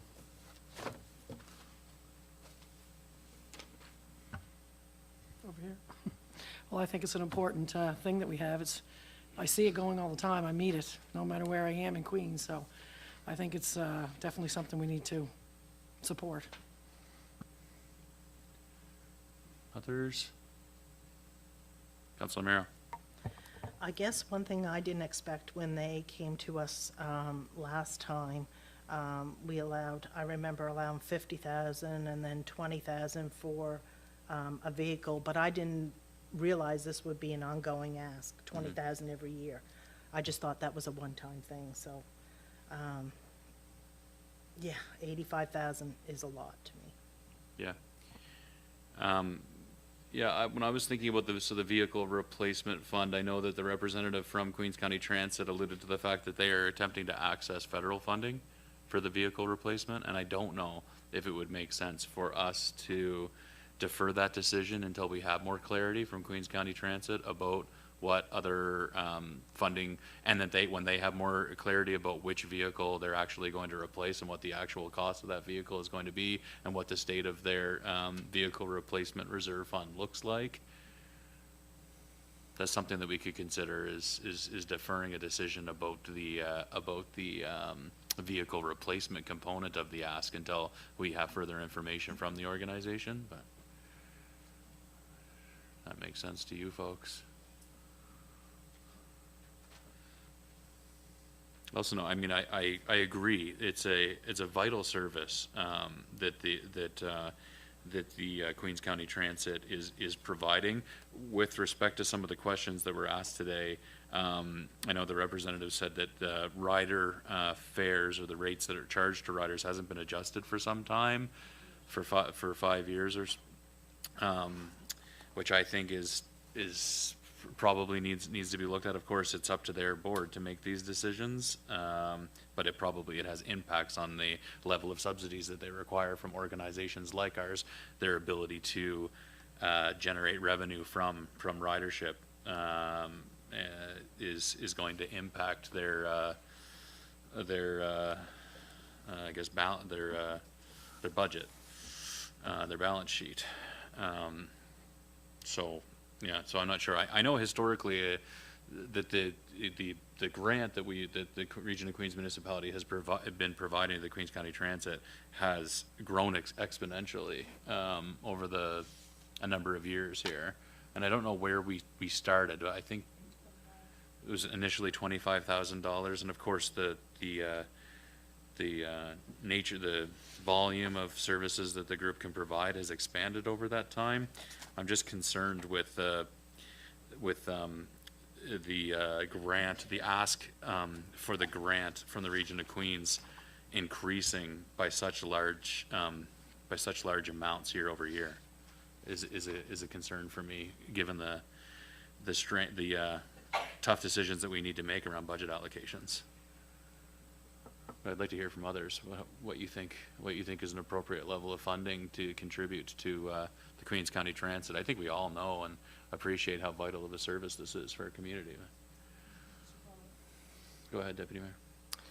In our last version 2 budget documents, there was a note there about the historical funding amounts for Queens County Transit. I'm just looking at it here now. So in 2020, it said there were $26,000 for operations, $25,000 towards a new van, with $25,674 of that from Safe Restart. So that would have been provincial funding that municipalities got during COVID. So we gave them $26,000 in operations, and then we gave them $25,000 from provincial funds that we got that we could give to them. In 2021, they received $28,000 in an operating grant, the same number for 2022. In 2023, it was increased $10,000 up to $38,000. 2024, $50,000, and 2025 would have been $50,000 of operating plus $20,000 towards the vehicle, so an additional $20,000 last year. But so I guess I would say that 24, 25 were both $50 for operating. 2023, $38, and then 2021, 2022 was $28 with $26 in 2020. Thanks for that clarity. How do members of council feel about where we should land in terms of the level of funding provided for Queens County Transit? Or do you want to defer this and think about it and talk to members of the community before we decide on that, or what would you like to do with it? What do you think, council? Do you want to make a decision today, or do you want to? We don't need to. We still have time. Okay. Do you want to? Can you jump on the microphone? No, let's defer it. I can't make a decision today. I'm not sure what I want to do, so. Okay. Is that okay? Does that work with you folks, or is there a motion? Or do we want to move on? Okay. Go ahead. I do think it would be helpful to take the vehicle part out of the equation, and then and to let them know, like, when they have more clarity around their applications for grants that they can leverage for those replacement vehicles, that would be a good time to come. I think we should. So perhaps a motion on that, and then I think we should just separate that part, and then we'll need to figure out what the operating grant is. Yeah. Okay. So Yes. Right. Okay. Right. So the difference in the operating amount from last year to this year is an additional $15,000. It's a $15,000 increase. Yeah. In a world in which what we're asking is that all of our departments only observe a 2.6% increase, I think, for context, right? So there were some tough decisions to be made there. But maybe I could look for a motion with respect to the ask around the vehicle replacement, though. Okay, so I think the motion is to at this time, not to fund the $20,000 in vehicle replacement, and to ask for further information as it becomes available from the organization about other funding sources for vehicle replacement. Is there a second to the motion? Seconded by Councillor Carver. Any further debate or discussion on that motion? All those in favor? Carried. And then we'll hold off on any decisions about the additional $15,000 that's being requested on top of the $50,000 that was in the funding, the operating funding for Queens County Transit from last year. May I just ask for clarification? So the ask was 85, 20 of it was for the truck, 65 of it was for operating. So you want me to reduce the 70 to 65 and leave the 20 kind of on the table? Or leave it at 70 and then they can, or may or not, come back for another 15? Let's bring it down to 65 for now, and Okay. because that's the ask, right? I think that, yeah. So that, yeah. But I don't think we voted on that motion, or did we? Yes, we did. We did. Yeah. Yeah. So that previous motion, Director Vino, It takes out the $20,000 ask, so if we could just keep the 65 in until there's more direction from council. If it is the will of council to modify that further. Anything else? That exhausts my list of things that I thought made sense for us to tackle today. Council, is there anything else that you'd like to debate or discuss? No? Okay. I'll look for a motion to receive the report on the 2026-2027 operational budget discussion for information. Moved by Deputy Mayor Charlton, seconded by Councillor Carver. All those in favor? Carried. See how I did that? Okay, the last item that we have on today's council meeting is the 26-27, so an introduction of the 26-27 water utility budget.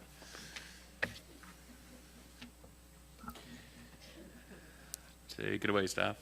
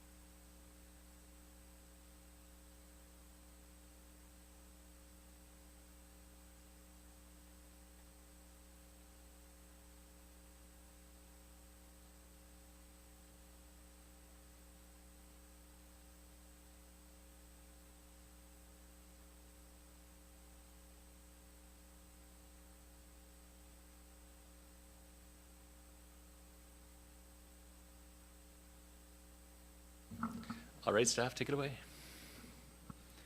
Perfect, thank you. I was asked to put together a presentation on the water utility. So going forward with this, what is our water utility? A, it's a municipal service, a community-owned not-for-profit that is directly accountable to the community. B, a water supplier, provides clean, safe drinking water to homes and businesses. C, a cost recovery and follows a cost recovery model, so it operates on a not-for-profit basis, funded through user rates, not taxes.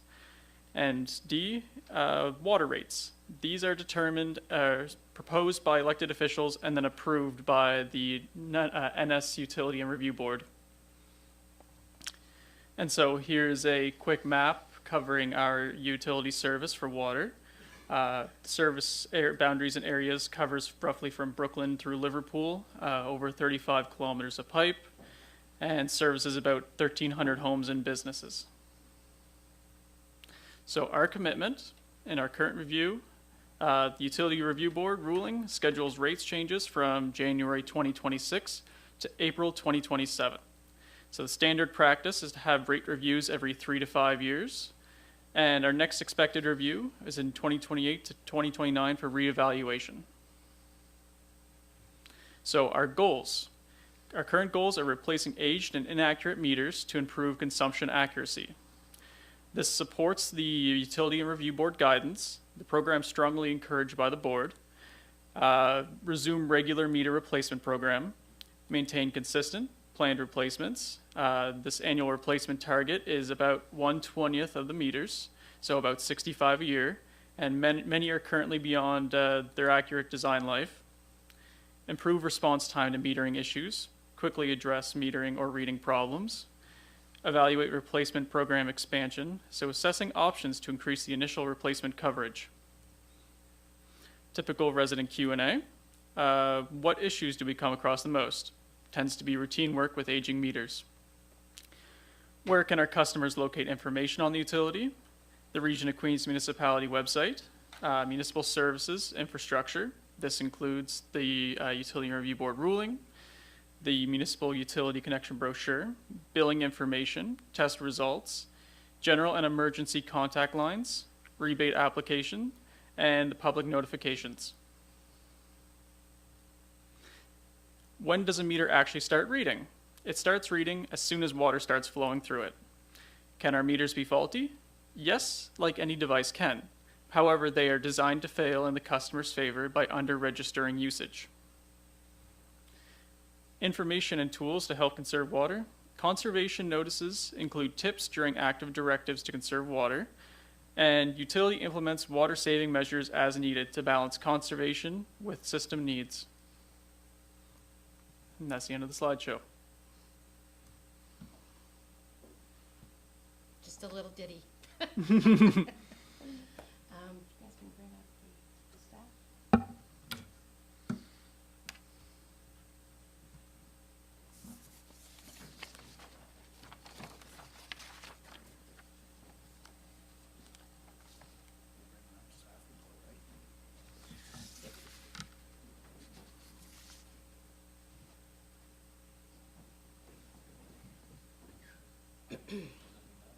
Yes, yeah.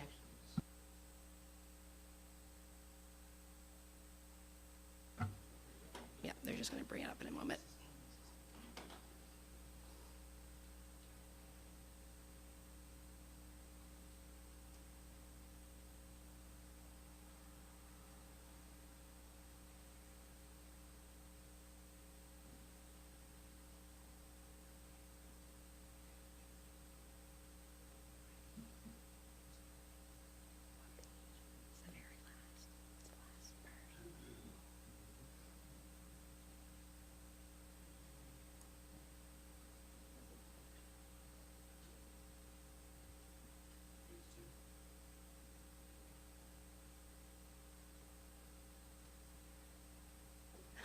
I feel like I'm on the hot seat.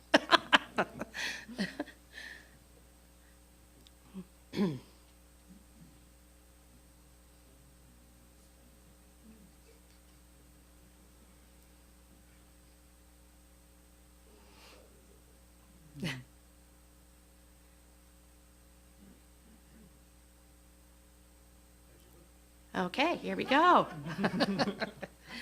So we're going to finish off the day by going over the utility budget for fiscal 26-27, and the recommendation that Council of Region of Queens accept the report titled Utility Budget Fiscal 2026-2027 for information.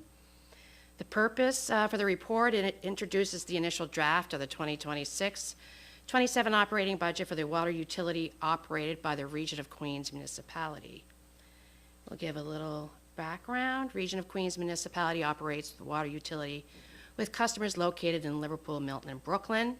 Municipalities in Nova Scotia are required under the Municipal Government Act to approve an operating and capital budget each year and submit the details of such to the Minister of Municipal Affairs and Housing prior to September 30th. This budget covers the fiscal year April 1, 2026 to March 31, 2027. So our options are for council to receive the draft for information, or council to request additional information from staff prior to accepting the report. So we're just going to go into the financial part. The utility is operated on a cost recovery basis, and the first analysis obviously is the 2025-26 budget to that of the 26-27 budget. and which shows a budgeted surplus of $66,000. The reason for this is the additional funding required. There was an additional funding required to be allocated to the utility per the NSRAB decision. Further analysis for the surplus is that there was an increase in revenues, $516,000 of which were due to changing rates for meter sales and hydrant rates, which went from 274 per cubic meter, which was an average increase of 14.9% for hydrant rates as of April 1, 2026. There was also $312,000 transfer from depreciation reserve that was requested by the NSRAB. There were decreases in expenses, so I'm just going to give a brief summary. So you have source of supply, which had a net increase of $11,000 due to decrease in building maintenance, an increase in inspections, sustainable yield, and drought study survey. You have water treatment. So you have roughly a $15,000 increase, and that was due to a decrease in a change in the wage allocation method, and then an increase in testing chemicals due to regularly verifying water, and an increased need for water sampling and send to the accredited laboratory. Transmission and distribution. So you have roughly a $140,000 decrease, and again, part of that, majority of that was due to an updated wage allocation method. You have administration in general, so you have a roughly $20,000 increase due to an increase in supervision, of which we actually included the coordinator of environmental services, part of that position's salary, and a decrease in the rate study, which we obviously have completed in December of 2025.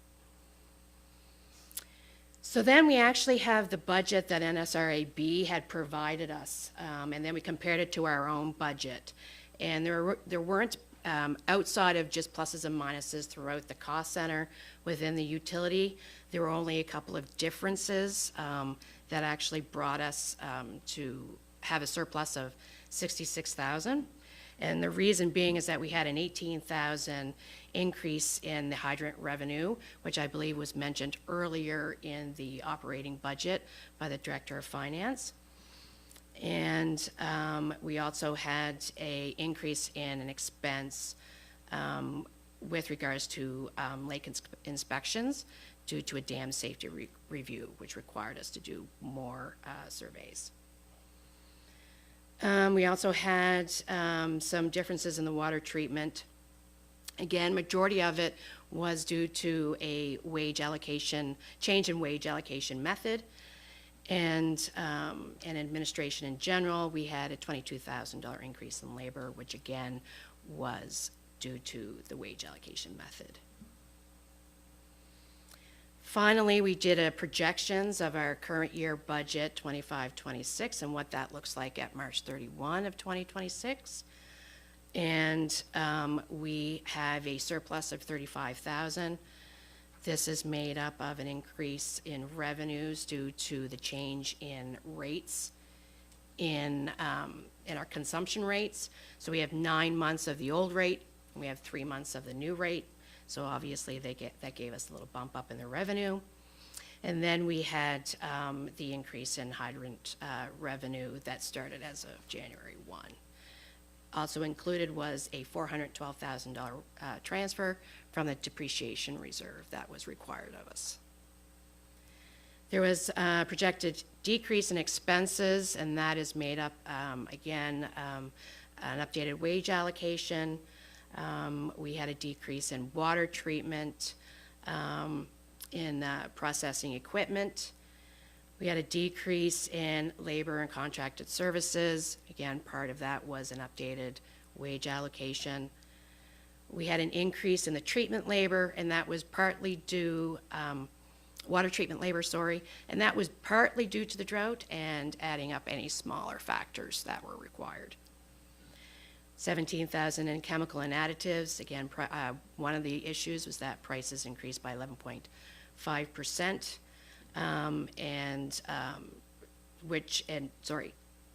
for the same chemical and raw water quality can impact the chemical usage.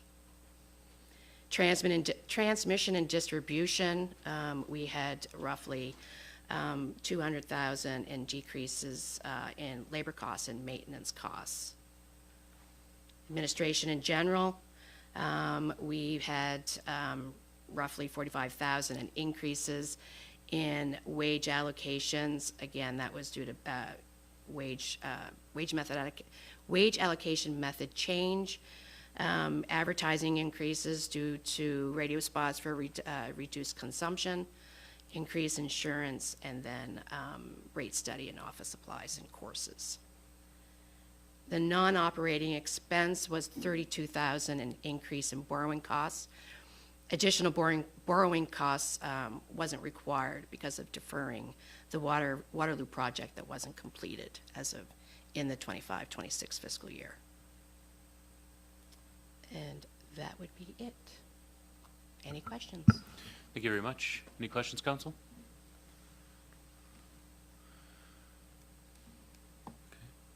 I will look for a motion that the Council of Region of Queens Municipality receive the report titled Utility Budget Fiscal 26-27 for information.